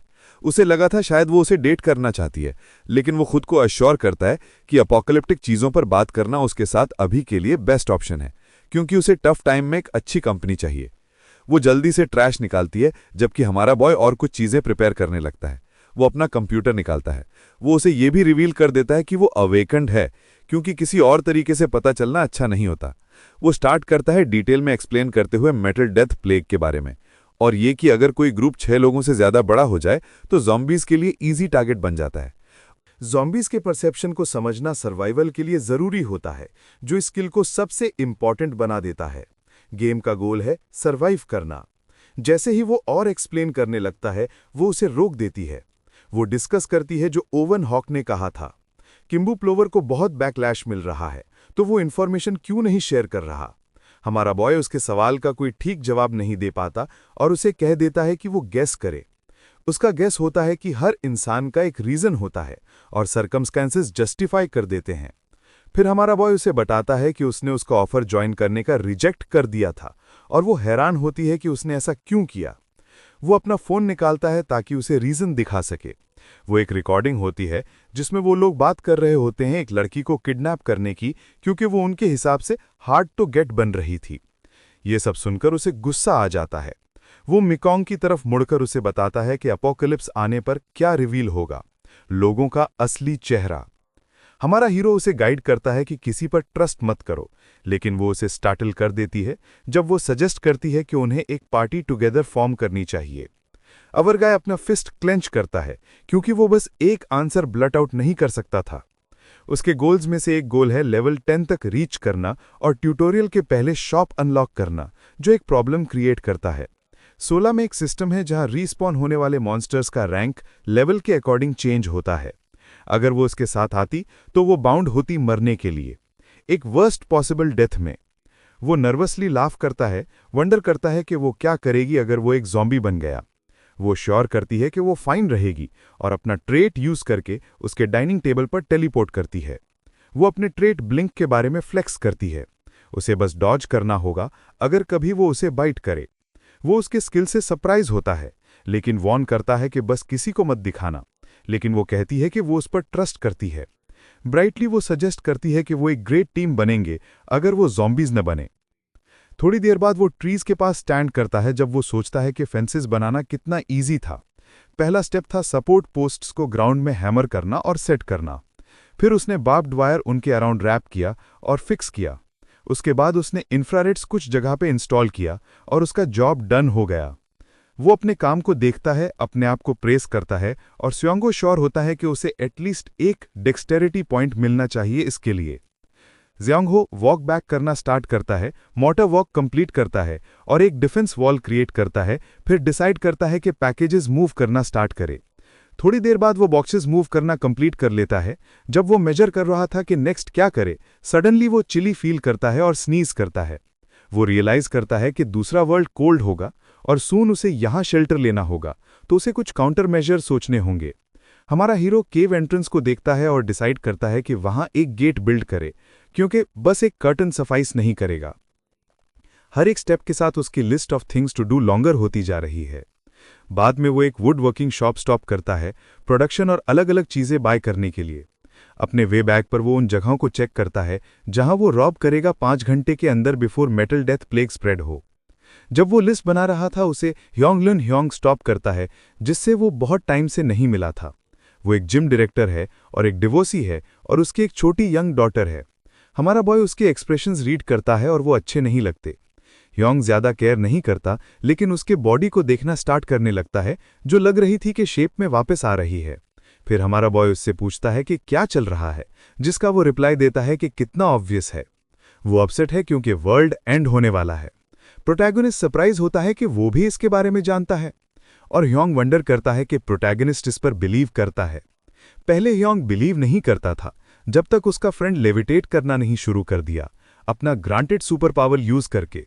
प्रोटैगनिस्ट झूठ बोलता है कि वो अवेकन नहीं हुआ है और जिम गाय सैडली साई करता है कि वो भी अवेकन नहीं हुआ। अब उसका फ्रेंड ब्रॉडकास्टिंग स्टेशन जा रहा है पैसा कमाने के लिए। जिम गाय स्योंगहो को पॉइंट करता है कि उसके साइड में सिट करे और अवर गाय रियलाइज करता है कि सून सबको अवेकेंट के एग्जिस्टेंस के बारे में पता चल जाएगा। वो टॉपिक चेंज करता है एक बिजार चीज पर जो हुआ, ओइडो शूटआउट। स्योंगहो बिलीव नहीं कर पाता जो उसने सुना, क्योंकि उसने मॉर्निंग में न्यूज नहीं देखा था। वो उसे कहता है कि जाओ न्यूज देखो, लेकिन पोस्ट इंस्टेंटली डाउन कर दिया जाता है। अब मीडिया कंट्रोल किया जा रहा है। Hyeong follow up news explain करता है कैसे वो कवर अप करने की कोशिश कर रहे थे बाय सेइंग कि एक डेजर्टर ने शूटिंग की। अब शूटआउट एरिया पब्लिक के लिए क्लोज ऑफ हो गया है, सिर्फ आर्मी और पुलिस उसे विजिट कर सकते हैं। सडनली स्योंगो उठता है, एक एक्सक्यूज बनाता है लीव करने के लिए और रन अवे करना स्टार्ट करता है। होम पर एक शूटआउट हुआ राइट आफ्टर ऑर्क इंसिडेंट। ये पूरा चीज उसे सोचने पर मजबूर करती है कि गवर्नमेंट इसमें इन्वॉल्व है, क्योंकि उनका रिएक्शन ऑब्वियस था। वो अपने कंप्यूटर पे एक फाइल ओपन करता है और एक वीडियो क्लिक करता है। हमारा गाय सरप्राइज होता है देखकर कि बहुत लोग एग्जैक्ट टाइम जानते थे प्रीकर्सर फिनोमिनन का। उसने इवन ऑर्क को गेट रिड किया, लेकिन शूटआउट सेम टाइम पर अकर हुआ। ओवरथिंकिंग करते हुए वो वंडर करता है कि किसी ने इन्फॉर्मेशन गवर्नमेंट को अर्ली ऑन में लीक कर दी और एक्शन इनिशिएट करने की कोशिश की, starting with the first precursor phenomenon. और शायद वो फ्रंट पर नहीं आए क्योंकि उनके पास ऑफेंसिव ट्रेट नहीं था। वो श्योर नहीं है कि कौन है, लेकिन डेफिनेटली कोई गवर्नमेंट के पीछे है। श्योर हो वंडर करता है कि वो पर्सन कौन हो सकता है। उसने रिसर्च किया और उसके पास 3 वेटरन प्लेयर्स बचे। बहुत सोचने के बाद उसने क्रिएटर को गेट रिड कर दिया, क्योंकि वो गेम के मूव्स को रियलिटी में पुल कर रहे हैं, तो गेम के क्रिएटर्स लाइकली विलन्स हैं। अगर विलन्स गवर्नमेंट के बैक्ड होते तो वो कभी उससे ऑर्क किल नहीं करने देते। वो 3 फेसेस स्केच करता है जो सबसे बड़े सस्पेक्ट्स हैं। वो वंडर करता है कि क्या ये सर्वाइवर नंबर 1 है और अगर उसकी थियरी लेजिट है तो उसे ये इन्फॉर्मेशन गवर्नमेंट के साथ खुद शेयर करने की ज़रूरत नहीं है। आर्गाय अपनी चेयर पर बैक स्ट्रेच करता है और वंडर करता है कि क्या सर्वाइवर नंबर 1 वही बंदा है जिसे वो सच में जानता था। वो अपने वेटरन फ्रेंड्स को मिस करता है और डिसाइड करता है कि अभी के लिए उन पर ट्रस्ट करे। उसके अलावा इन्फो शेयर करना भी आने वाली कैटेस्ट्रॉफी को स्टॉप नहीं करेगा, तो वो अभी स्टेप इन नहीं करेगा। 2 दिन बाद उसका डोर बन गया और उसका पैंट्री रेडी हो गया। पहला शेल्टर कंप्लीट हो गया। वो डिसाइड करता है कि 2 लॉजिस्टिक ट्रेज इंस्टॉल करे और फिर वॉल ड्रिल करे, लेकिन स्पेस उसके इमेजिनेशन से वे लेस था। बेसमेंट वाटरप्रूफिंग हो चुकी थी और वो बिट बाय बिट उस पे काम कर रहा था। वो वॉक अवे करता है सोचते हुए कि जब हीलिंग कंप्लीट हो जाएगी तब वो फिगर आउट करेगा। फेज 2 में एक इम्पॉर्टेंट टास्क है जो उसे करना है, अपने ड्रोन के साथ मैप्स बनाना। जब वो ये कर रहा था, अपना वीआर सेट पहने हुए और ड्रोन हवा में था, उसने शेल्टर को मिड पॉइंट में देखा और अराउंड एक्सप्लोर करना स्टार्ट कर दिया। ड्रोन के थ्रू वो नॉर्थ वेस्ट के स्नोफील्ड्स और साउथ में एक ओशन के बारे में सीख पाया। ओशन में कोई मॉन्स्टर्स नहीं थे और बहुत प्रे था, तो वो डिसाइड करता है कि कुछ ट्रैप सेट करे ताकि फिश कैच कर सके। वो वैली एग्जामिन करता है ताकि शेल्टर के अराउंड इकोसिस्टम स्टडी कर सके। सडनली वो स्पॉट देखता है जहां उसने आउल बेयर को बरी किया था, लेकिन कॉप्स मिसिंग है। वो वंडर करता है कि क्या बिग फर बॉल ने उसे खा लिया। वो जजमेंट फॉर्म नहीं करता क्योंकि वहां बहुत फुटस्टेप्स हैं, ज़्यादातर ऑर्क फुटस्टेप्स, जो और भी सस्पिशियस बनाता है। वो वैली और शेल्टर के बीच डिस्टेंस मेजर करता है जो रफली 1.5 किलोमीटर्स है, और ये शेल्टर को उसके अजम्पशन से ज़्यादा डेंजरस बनाता है। गॉब्लिन नियर बाय होने का नोइंग करके वो डिसाइड करता है कि ड्रोन को शेल्टर वापस ले आए, क्योंकि वो उसे लूज अफोर्ड नहीं कर सकता। वो एक अच्छा मैप स्केच कर पाता है और जानता है कि फॉरेस्ट में किस टाइप के एनिमल्स मिलते हैं। नेक्स्ट चीज़ जो उसे करनी है वो है उन सब एरियाज को खुद चेक करना। सबसे क्लोज स्वैम्प से स्टार्ट करते हुए वो देखना चाहता है कि फार्मिंग पॉसिबल है या नहीं। सडनली इंफ्रारेड ऑफ होता है और वो बाहर स्टेप आउट करता है, नोइंग कि गॉब्लिन्स अराउंड हैं, उनके फुटस्टेप्स ग्राउंड पर इम्प्रिंटेड हैं। आर बॉय ऑलरेडी इसके बारे में सोच रहा था, तो ये एक परफेक्ट अपॉर्चुनिटी क्रिएट करता है उसके लिए। वो वंडर करता है कि क्या ये उसके परसेप्शन स्टेटस के इंक्रीज होने की वजह से है। इवन द स्मॉलेस्ट साउंड उसके लिए सुपर क्लियर था। थोड़ी देर बाद वो कुछ गॉब्लिन स्पॉट कर पाता है बिना अपने आप को शो किए। ये एक परफेक्ट एम्बुश एंगल क्रिएट करता है उसके लिए, और वो अपना स्पीयर और एरो निकालता है और गॉब्लिन के हेड पर अटैक लॉन्च करता है। गॉब्लिन डेड गिरता है और बाकी गॉब्लिन्स उसे सपोर्ट करते हुए उसकी तरफ रन करते हैं अटैक करने के लिए, लेकिन वो स्विफ्टली उन्हें गेट रिड कर देता है जैसे वो ईजी टू किल हों। वो 4 गॉब्लिन्स को किल करता है और फिर बाकी 4 पर अटैक करने जाता है। आर बॉय उनसे सराउंडेड हो जाता है, लेकिन वो अपने पॉकेट से कुछ निकालता है जो इंस्टेंटली गॉब्लिन्स को अपने नीज पर ड्रॉप कर देता है। जब वो नीज पर होते हैं, आर प्रोटैगनिस्ट अपना नाइफ निकालता है और उनके हेड्स चॉप कर देता है। वो गॉब्लिन्स के एग्जॉस्शन का एडवांटेज लेता है बैटल विन करने के लिए, जो उसे खुद बिलीव नहीं हो रहा था कि ये वर्क कर गया। अब अपोक्लिप्स अराइव होने तक 21 डेज बचे हैं। ग्राउंड डिग करते हुए आर बॉय टायर्ड फील करता है और सडनली उसका ट्रेड ट्रिगर होता है और उसका बॉडी फिर से एफिशिएंसी से फुल हो जाता है। वो रियलाइज करता है कि उसका स्किल कंप्लीटली यूजलेस नहीं है आफ्टर ऑल। थोड़ी देर बाद वो गॉब्लिन्स के कॉप्सेस बरी करना कंप्लीट कर लेता है। फिर वो अपने कलेक्टेड लूट की तरफ टर्न करता है। सबसे पहले वो गुआ का फ्रूट कलेक्ट करता है, जो मेजरली हेल्प करता है और स्ट्रेंथ रिस्टोर करता है। लूट में वेजिटेबल ऑयल का टन है, जो उसे सोचने पर मजबूर करता है कि शायद नियर बाय हार्वेस्ट है। वो हेड गॉब्लिन के पाउच में देखता है और सरप्राइज होता है एक लिविंग टोड पाकर। वो टोड ब्लू कलर का है, जो आर बॉय को वंडर करने पर मजबूर करता है कि गॉब्लिन्स एक लिविंग टोड क्यों कैरी करते हैं इंस्टेड ऑफ एक dead one. Suddenly toad smell करना स्टार्ट करता है और soon enough our boy realise करता है कि ये पैरालिसिस पॉइजन है जो गॉब्लिन्स यूज करते हैं। इंस्टेंटली आर बॉय डिसाइड करता है कि उसे ये टोड रेज करना होगा, no matter what. Not only वो टोड को सुपर क्यूट पाता है, लेकिन पॉइजन एक्सट्रैक्ट करने के केपेबल होने की वजह से वो अपने बॉडी में इंजेक्ट करके पॉइजन रेजिस्टेंस क्रिएट कर पाएगा।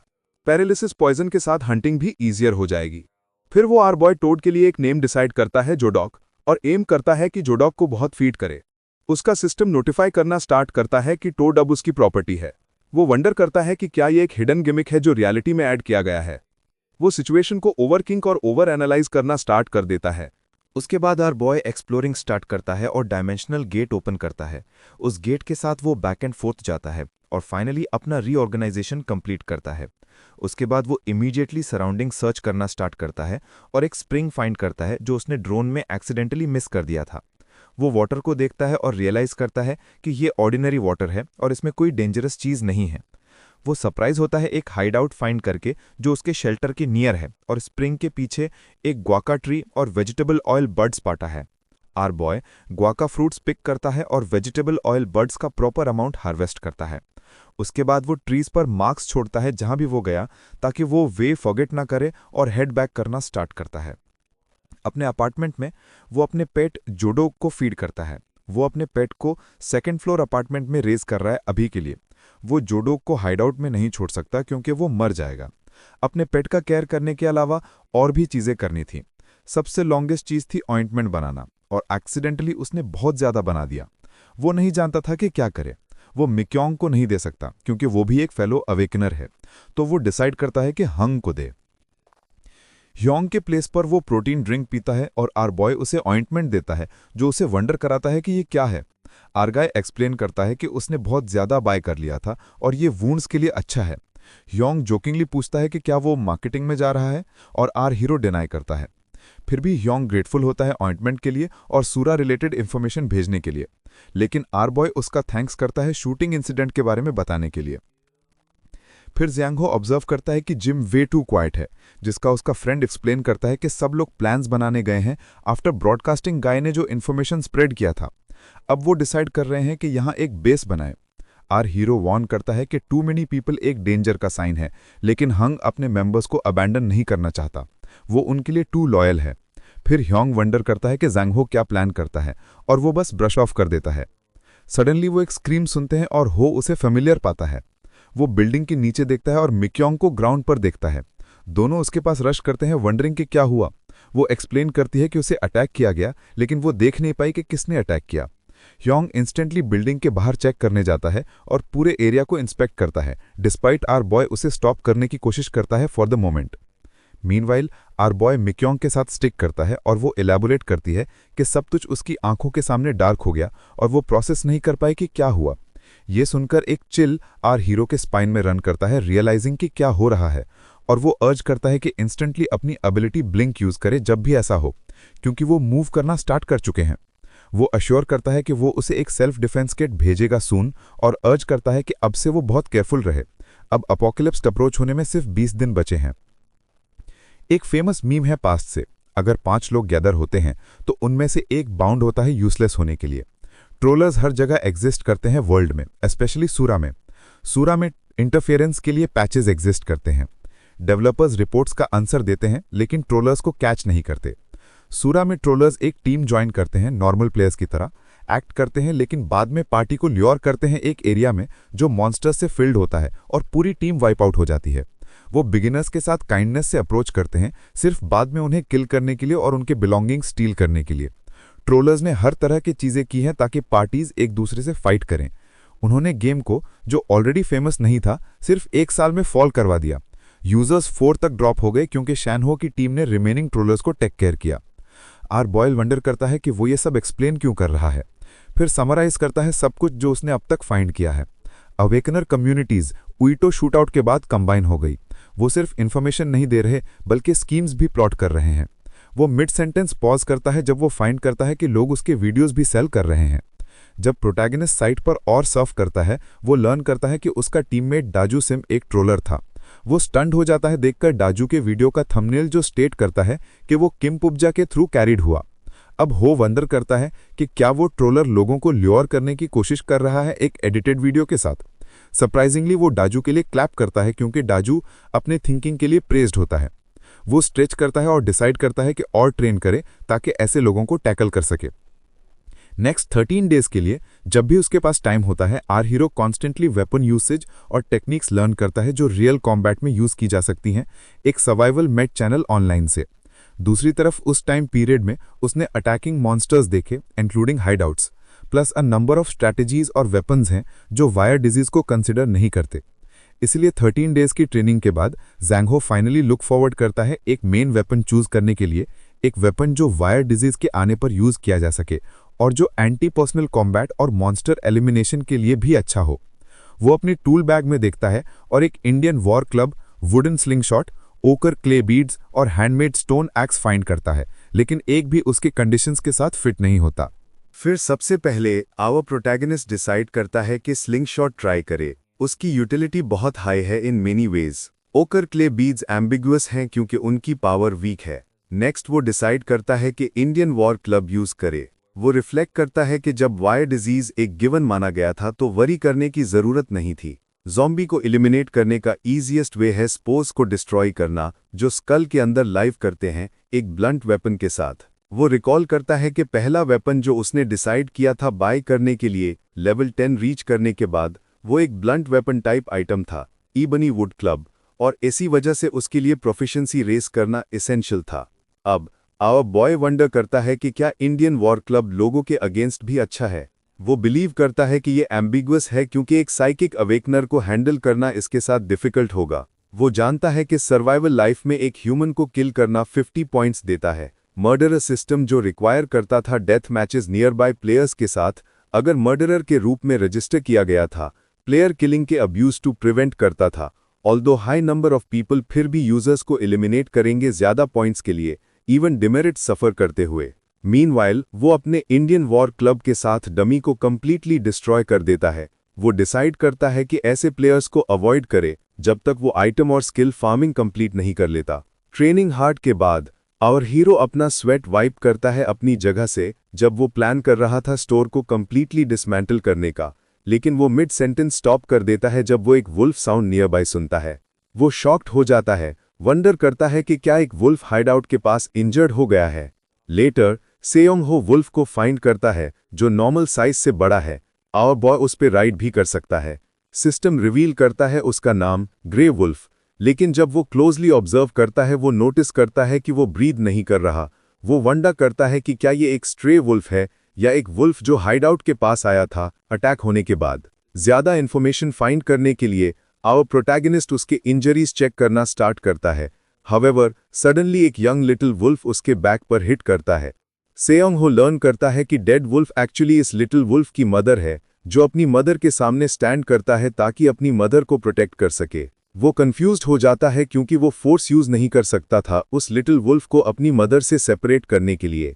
वो एक शवल ग्रैब करता है जब आवर हीरो डिसाइड करता है कि डेड वुल्फ को क्विकली बरी करे। जब वो होल डिग करना स्टार्ट करता है, वो सोचता है कि अगर वो वुल्फ एक मॉन्स्टर था तो वो बोन क्रीपर में टर्न हो जाएगा, और अगर नहीं तो वो और मॉन्स्टर्स अट्रैक्ट करेगा। कुछ टाइम बाद होल कंप्लीटली डग हो जाता है जब यंगर वुल्फ अपनी मदर के साइड में स्लीपिंग होता है, जो आवर बॉय को रिमाइंड करता है उसके यंगर सेल्फ और मोंगची को, जो एक डॉग था जो उसने अपने चाइल्डहुड में रेस किया था। नेक्स्ट वो लिटिल वुल्फ को ग्रैब करता है, एक्सप्लेन करता है कि उसकी मदर यहाँ स्लीप करेगी। वो ऐड करता है कि वो अपनी मॉम को विजिट कर सकता है जब भी वो चाहे, क्योंकि वो प्लान करता है एक डॉग होल बनाने का हाइडआउट डोर में। फिर सेयोंग हो वुल्फ को एक पीस ऑफ मीट देता है, प्रॉमिस करता है कि वो इंश्योर करेगा कि वो कभी स्टार्व ना करे जब तक वो ग्रो अप करे। वो उससे हेल्प मांगता है रिटर्न में उसके अमेजिंग सेंस ऑफ स्मेल के साथ। जब वो पूछता है कि क्या वो एग्री करता है, स्मॉल वुल्फ हैप्पीली एक सॉफ्ट साउंड बनाता है।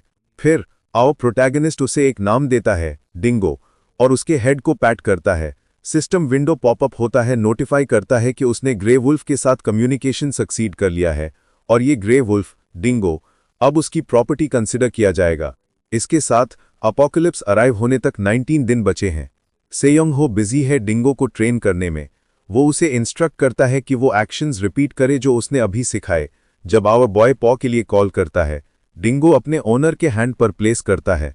फिर वुल्फ रन करता है जैसे इंस्ट्रक्टेड, सिट करता है, लाई डाउन करता है और क्वाइट स्टे करता है। हर कमांड फॉलो करता है जो आवर हीरो देता है। लास्टली वो एक big piece of bone air में थ्रो करता है और डिंगो सक्सेसफुली लीप करके उसे कैच करता है।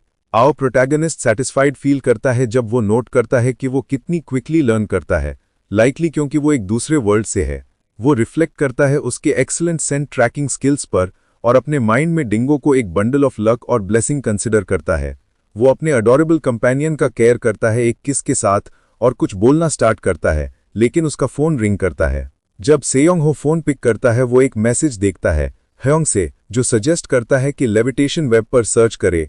लेटर आवर हीरो एक आर्टिकल फाइंड करता है एक पर्सन के बारे में जो फर्स्ट सुपर ह्यूमन के रूप में कॉल किया जा रहा है, जो क्लेम करता है कि ज़ॉम्बीज और मॉन्स्टर्स सून अपीयर करेंगे और डिजास्टर लाएंगे। वो आर्टिकल रैंक 1 रीच कर चुका है। कमेंट्स में लोग स्केप्टिकल हैं, बिलीव करते हैं कि ब्रॉडकास्ट चैनल ने ये सिर्फ रेटिंग्स के लिए किया। वो नोट करता है कि बहुत लोग एरर्स के बारे में कुछ नहीं जानते, लेकिन अवेटनेस क्लियरली अलार्म्ड है कमेंट सेक्शन में। वो अम्यूजिंग पाता है कि कुछ लोग अपसेट हो जाते हैं जब लिटिल इन्फॉर्मेशन शेयर होती है, और कुछ एंग्री हो जाते हैं जब वो जो जानते हैं वाइड स्प्रेड हो जाता है। नेक्स्ट, वो वंडर करता है कि गवर्नमेंट कैसे रिएक्ट करेगी। वो अवेयर है लोग रैलीज होल्ड कर रहे हैं शॉक और सुपर पावर्स के बारे में, लेकिन वो स्नैप आउट करता है, डिसाइड करता है कि ऐसे मैटर्स में इन्वॉल्व ना हो। दो वो इम्प्लाई करता है कि गवर्नमेंट इवेंचुअली एक्ट करेगी जब सेकंड ओमेन हॉबगॉब्लिन इवेंट अकर होगा। शैंगहो डिसाइड करता है कि एक मोमेंट भी वेस्ट ना करे। वो डिंगो को बताता है कि आज से वो एक्सप्लोरेशन स्टार्ट करेंगे। डीप डाउन आवर बॉय जानता है कि थरो प्रिपरेशन ही एक सॉल्यूशन है और डिंगो ईगर लगता है उसके लिए। लेटर वो पोर्टल वर्ल्ड एंटर करते हैं और स्योंगहो रिफ्लेक्ट करता है कि क्यों उसने इंटरडायमेंशनल एक्सप्लोरेशन चूज किया डिंगो के साथ। वो डिंगो को एक स्मॉल पाउच स्निफ करने देता है और ऑर्डर करता है कि उसे फाइंड करे। इस टाइप के एक्सप्लोरेशन का पहला रीजन है अपकमिंग हॉबगॉब्लिन इवेंट के लिए प्रिपेयर करना, क्योंकि उसे डिंगो को प्रॉपर्ली गॉब्लिन्स के सेंट इम्प्रिंट करना है। मीनवाइल डिंगो बाग करता है फ्लैश बुशेस में फाइंड करके, और हार हीरो प्राउड फील करता है कि उसने सिर्फ एक लिंगरिंग सेंट से ट्रैक डाउन कर लिया। सेकंड रीजन है टेस्ट करना कि क्या डिंगो लाइव कॉम्बैट में काम रह सकता है और कमांड्स फॉलो कर सकता है। सो वो सिग्नल देता है और वुल्फ इमीडिएटली ग्रेट प्रिसिजन के साथ डैश फॉरवर्ड करता है। डिंगो एक रैबिट ग्रास पर हंट करता है और हार प्रोटैगनिस्ट उसे प्रेज करता है। थर्ड रीजन फॉर एक्सप्लोरेशन है कंफर्म करना कि क्या हंटिंग अदर वर्ल्ड में पॉसिबल है। स्योंगहो डिंगो के प्रे को इंस्पेक्ट करने के लिए अप्रोच करता है, डेड रैबिट ऑब्जर्व करता है और उसके स्ट्रॉन्ग क्लॉज और लार्ज साइज नोट करता है। उसके बाद आर बॉय और उसका लिटिल वुल्फ एक्सप्लोरिंग कंटिन्यू करते हैं। मूविंग अहेड वो वंडर करता है कि डिंगो का कॉग्निशन स्टैट्स के रूप में कैसा दिखेगा। वो डिसाइड करता है वैली की तरफ हेड करने का, ताकि खुद वेरीफाई कर सके। फिर एक सिस्टम विंडो अपीयर होता है, नोटिफाई करता है कि डिंगो का हेल्थ 1 से इंक्रीज हो गया है। अपना खुद का हेल्थ स्टैट याद करते हुए एज किम्बा फू जो 170 था, हार हीरो इम्प्रेस्ड होता है कि डिंगो कितनी फास्ट ग्रो कर रहा है। सडनली डिंगो कॉफ करना स्टार्ट करता है और हार प्रोटैगनिस्ट रश करता है उसे वाटर ऑफर करने के लिए। वो अपने पार्टनर को रिमाइंड करता है कि वुड्स में कभी अलोन मत जाना। डिंगो ड्रिंक करता है जब हार बॉय एक large green pepper near by spot करता है और वंडर करता है कि क्या उसने वो खाया। सिस्टम रिवील करता है कि उसे बुल पेपर कहा जाता है। स्योंगहो प्लीज्ड होता है वुड्स में उसे फाइंड करके और डिंगो को प्रेज करता है, प्रॉमिस करता है कि लेटर उसे प्लेंटी ट्रीट्स मिलेगी। वो डिग करता है बुल पेपर हार्वेस्ट करने के लिए। नेक्स्ट वो अपनी फाइनल हंट के लिए सेट आउट करते हैं। दोनों एक स्ट्रीम के एज पर रॉक्स पर सिट करते हैं। इस बार डिंगो कोई अनयूजुअल सेंस या प्रेजेंस डिटेक्ट नहीं करता। Deep down our boy reflect करता है कि रेड ट्राउट मॉन्स्टर्स नहीं होते और पॉइंट्स या आइटम्स नहीं देते। हाउएवर वो बिलीव करता है कि यंग डिंगो के लिए एक्सपीरियंस गेन करना एसेंशियल है, जो वैल्यूएबल है। रेड ट्राउट हंट करने के बाद हार प्रोटैगनिस्ट डिसाइड करता है कि फेज 2 के प्रिपरेशंस फिनिश करे, फिर होम रिटर्न करे। नेक्स्ट डे उसका एंटायर रेस्टोरेंट डिमोलिश हो जाता है। डिमोलिशिंग कंपनी का मैनेजर हार हीरो को बताता है कि अगर कोई रिपेयर इश्यूज हों तो 3 दिन के अंदर कॉन्टैक्ट करे। वो मैनेजर को सिंसियरली थैंक्स करता है अर्ली मॉर्निंग में काम करने के लिए। डीप ब्रेथ लेते हुए वो थोड़ा सैड फील करता है प्लेस डिस्ट्रॉयड देखकर, लेकिन जानता है कि ये नेसेसरी था। जब वो अंदर स्टेप करता है, स्योंगहो अज्यूम करता है कि अपोकलिप्स के बाद जो ज़ॉम्बीज में टर्न नहीं होंगे वो लाइकली स्टोर्स लूट करेंगे। वो खुद एडमिट करता है कि वो भी सेम करेगा, तो उसके पास कंप्लेन करने का राइट नहीं है। जब वो क्लीनिंग स्टार्ट करता है, होंग उसके पीछे अपीयर होता है, एम्प्टी रूम ऑब्जर्व करते हुए। योंग मेंशन करता है कि उसने भी सिर्फ बेयर मिनिमम इक्विपमेंट लीव किया है। जब आर बॉय अलाउड वंडर करता है कि योंग वहां क्यों है, होंग उसके फोरहेड पर फिंगर स्नैप करता है, एंग्री की हार हीरो प्रीवियस डे बिना एक वर्ड के लीव कर गया। अब योंग कहता है कि वो बस चेक करने आया था कि स्योंगहो इवन अलाइव है या नहीं। मीनवाइल डिंगो योंग को कोल्ड आइस से वॉच करता है। योंग अलाउड वंडर करता है कि क्या स्योंगहो के पास हमेशा एक डॉग था, लेकिन वो एक्सप्लेन करता है कि एक लॉन्ग गॉन है। वो ऐड करता है कि ये उसका न्यू पेट है, और होंग वुल्फ को अडोरेबल कॉल करता है। फिर स्योंगहो फिर से पूछता है कि वो यहाँ क्यों है, और होंग रिपीट करता है कि वो बस चेक करने आया था। हार हीरो उसे बिलीव नहीं करता, सो योंग अपने विजिट का एक और रीजन शेयर करता है। वो एडमिट करता है कि वो वरिड था, लेकिन रिवील करता है कि उसने मीक्योंग पर अटैक के पीछे लोगों को फाइंड कर लिया है। इसके साथ अपोकलिप्स अराइव होने से पहले सिर्फ 17 डेज बचे हैं। यानी क्योंग के साथ सिट करते हुए शैंगहो लर्न करता है कि किम काई जुन ऑर्गेनाइज कर रहा है, जो वो मैन है जो हमेशा हैट पहनता है, एक्चुअली मीक्योंग को टारगेट कर रहा है। योंग ये भी मेंशन करता है कि टोट्रक, जिसे हार हीरो डिसलाइक करता है, उनकी पार्टी के साथ इन्वॉल्व्ड है। वो माउंटेन्स की तरफ पॉइंट करते हैं जिनके सामने हैं, और पूछता है कि क्या माउंटेन के बेस के पास का एरिया वही है जहां रीडेवलपमेंट हॉल्ट हुआ था। ऐड करता है कि उनका हाइड आउट वहां सिचुएटेड है। हाउएवर, हार प्रोटैगनिस्ट क्यूरियस है कि होंग ये सब डिस्कवर कैसे कर पाया, और होंग एक्सप्लेन करता है कि क्लूज सिंपली लाइन अप हो गए। वो स्टेट करता है कि हानजी नोंग, जो लेविटेट कर सकता है, रिसेंटली एक मेराइटी शो पर अपीयर हुआ था, और होंग ने डायरेक्टली उससे पूछा। हानजिन रिवील करता है कि उसने 4 जून के ग्रुप से पहले मीट किया था, लेकिन उनके मेंबर्स सब अनप्लेजेंट थे। इसीलिए हानजिन रिफ्यूज करता है उनके साथ स्टे करने से, क्योंकि पर्सनैलिटीज कॉन्फ्लिक्टिंग थी।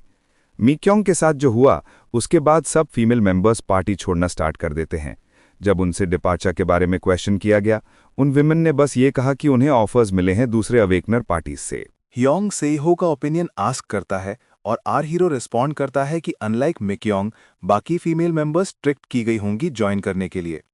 फिर ह्योंग सडनली रिवील करता है कि उनकी पार्टी अब सिर्फ 4 मेंबर्स तक डाउन हो गई है, इंक्लूडिंग हिमसेल्फ। ये रेवलेशन आर बॉय को स्टन कर देता है, जो रिमेंबर करता है कि कुछ दिन पहले 20 मेंबर्स थे।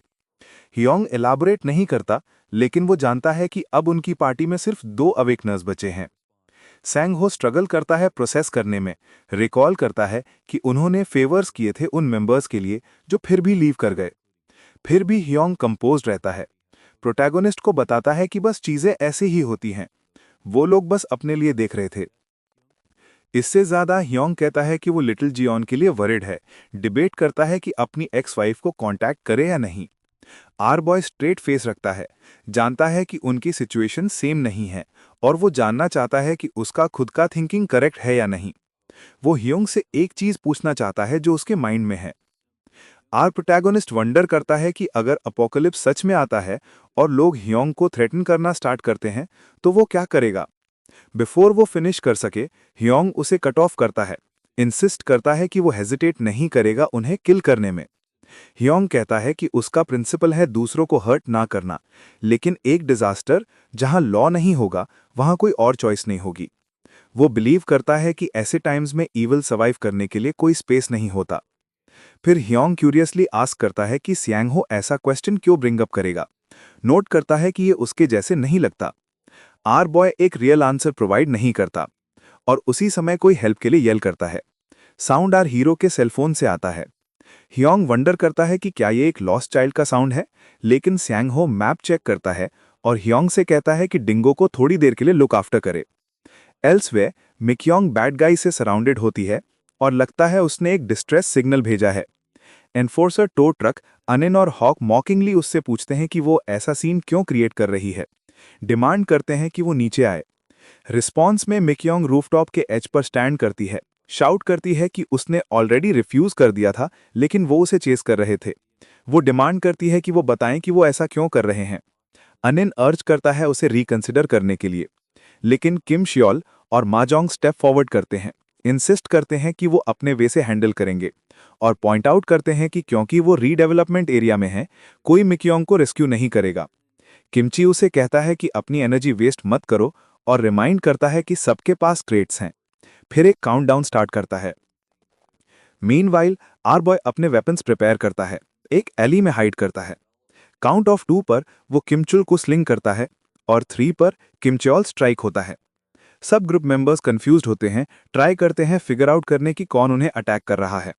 सडनली आर प्रोटैगनिस्ट एक हेलमेट में अपीयर होता है और स्टेप फॉरवर्ड करता है स्ट्राइक करने के लिए। डिबेटिंग करता है कि अपनी आइडेंटिटी रिवील करूं या नहीं। इंडियन वॉर क्लब यूज करके सैंगहो अनिन को हार्ड हिट करता है, फिर इमीडिएटली एक और मेंबर के लिए जाता है। वो पर्सन ब्लैक एनर्जी एमिट करता है, जो आर हीरो को सस्पेक्ट करता है कि उसके पास विजन ब्लॉकिंग ट्रेट है, लेकिन सैंगहो उसे स्ट्राइक करने में सक्सेसफुल होता है। अब आर हीरो हेविली ब्रीथ करता है, और जब वो मिक्योंग को देखता है, वो उसे वॉर्न करती है कि वॉच आउट करे। वो टर्न करता है और देखता है कि किम शियोल उसके तरफ बैट के साथ आ रहा है जो उसके हेलमेट को हिट करता है और डैमेज कर देता है। सैंग हो शॉक्ड होता है डिस्ट्रक्टिव फोर्स देखकर जो अटैक के पीछे था। उसी टाइम किमची रियलाइज करता है कि वो कौन है, लेकिन आर बॉय डीप थॉट में होता है। रिकॉग्नाइज करता है कि किमची का ऑफेंसिव ट्रेट एक्सट्रीमली पावरफुल है, इवन अर्ली स्टेजेस में। किमची वाव करता है आर प्रोटैगोनिस्ट के अगेंस्ट और उसके ग्रुप मेंबर्स राइज करते हैं उसे बैक करने के लिए, डिटर्मिन्ड होते हैं अपना फुल स्ट्रेंथ अनलीश करने के लिए डिस्पाइट नॉन अवेकनर्स होने के। अनन आर हीरो पर इलेक्ट्रिसिटी के साथ चार्ज करता है, मॉकिंगली उसे अप्रोच करते हुए। सैंग हो अनश्योर होता है कि क्या करे। जब उसका ओपोनेंट अपने स्किल शो ऑफ करता है और वो वंडर करता है कि क्या उसे डिमेंशनल गेट यूज करना चाहिए।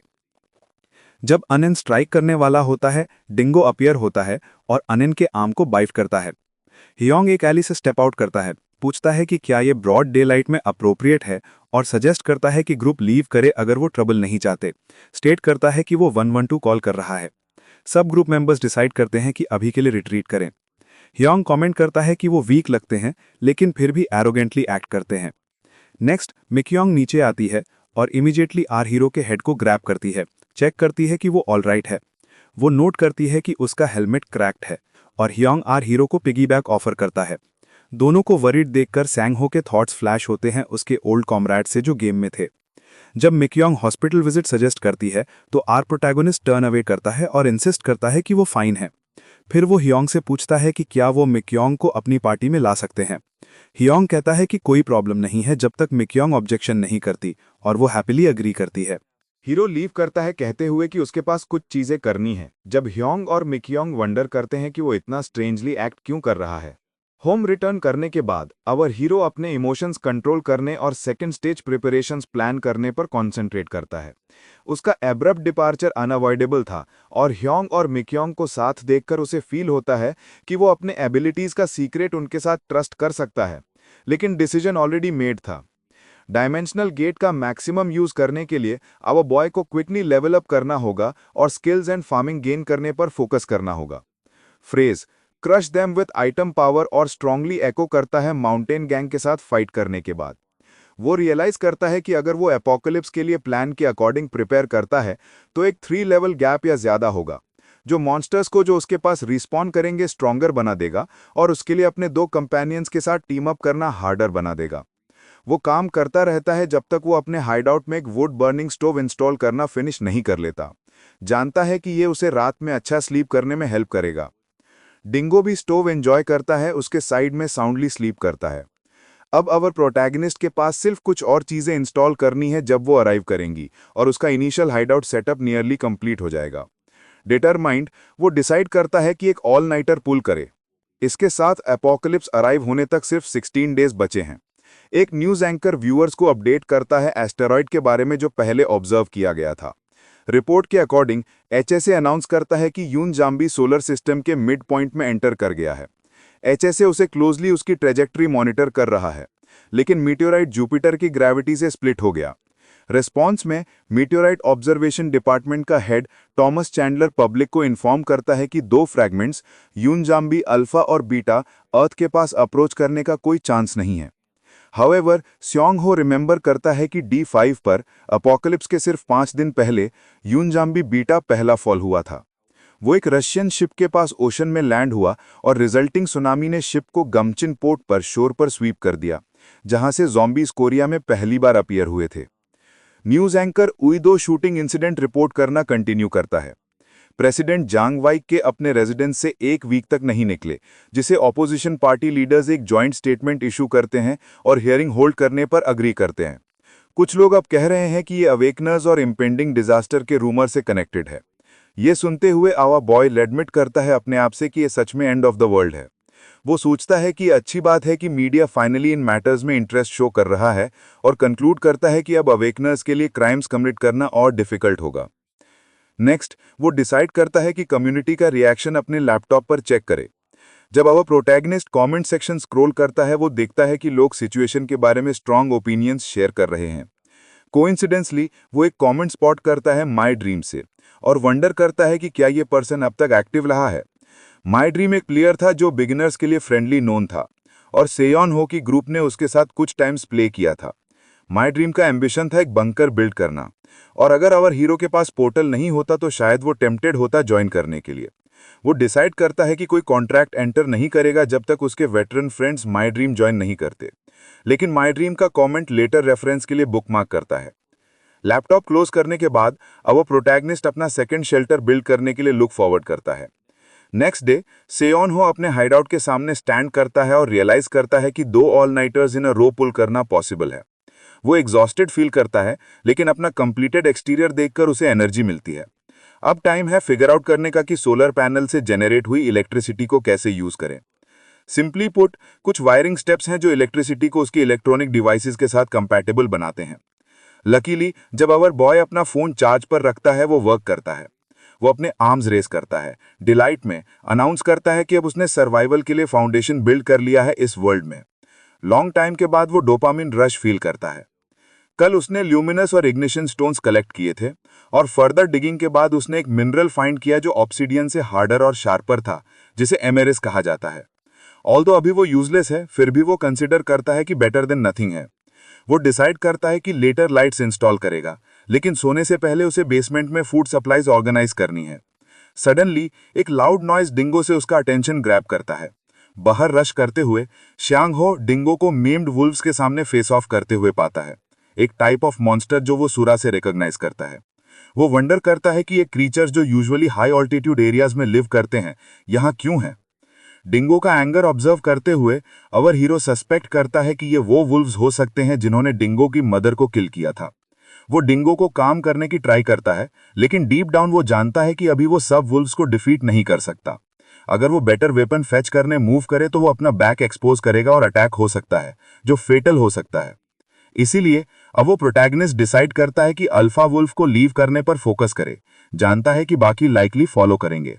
वो वुल्व्स के सुपर कॉशियस बिहेवियर ऑब्जर्व करता है और नोटिस करता है कि वो सिर्फ तब मूव करते हैं जब अल्फा पहले एक्ट करता है। नेक्स्ट वो कंसिडर करता है कि क्या वो एक कोऑर्डिनेटेड अटैक कर सकते हैं। वो नोट करता है कि ये वुल्फ सेंट्स के लिए एक्सट्रीमली सेंसिटिव हैं। फॉर्चुनेटली शॉन्ग हो के पास पेपर स्प्रे है। अगर वो उसे अल्फा पर स्प्रे कर सके तो वो उसे शेल्टर से ड्राइव अवे कर पाएगा।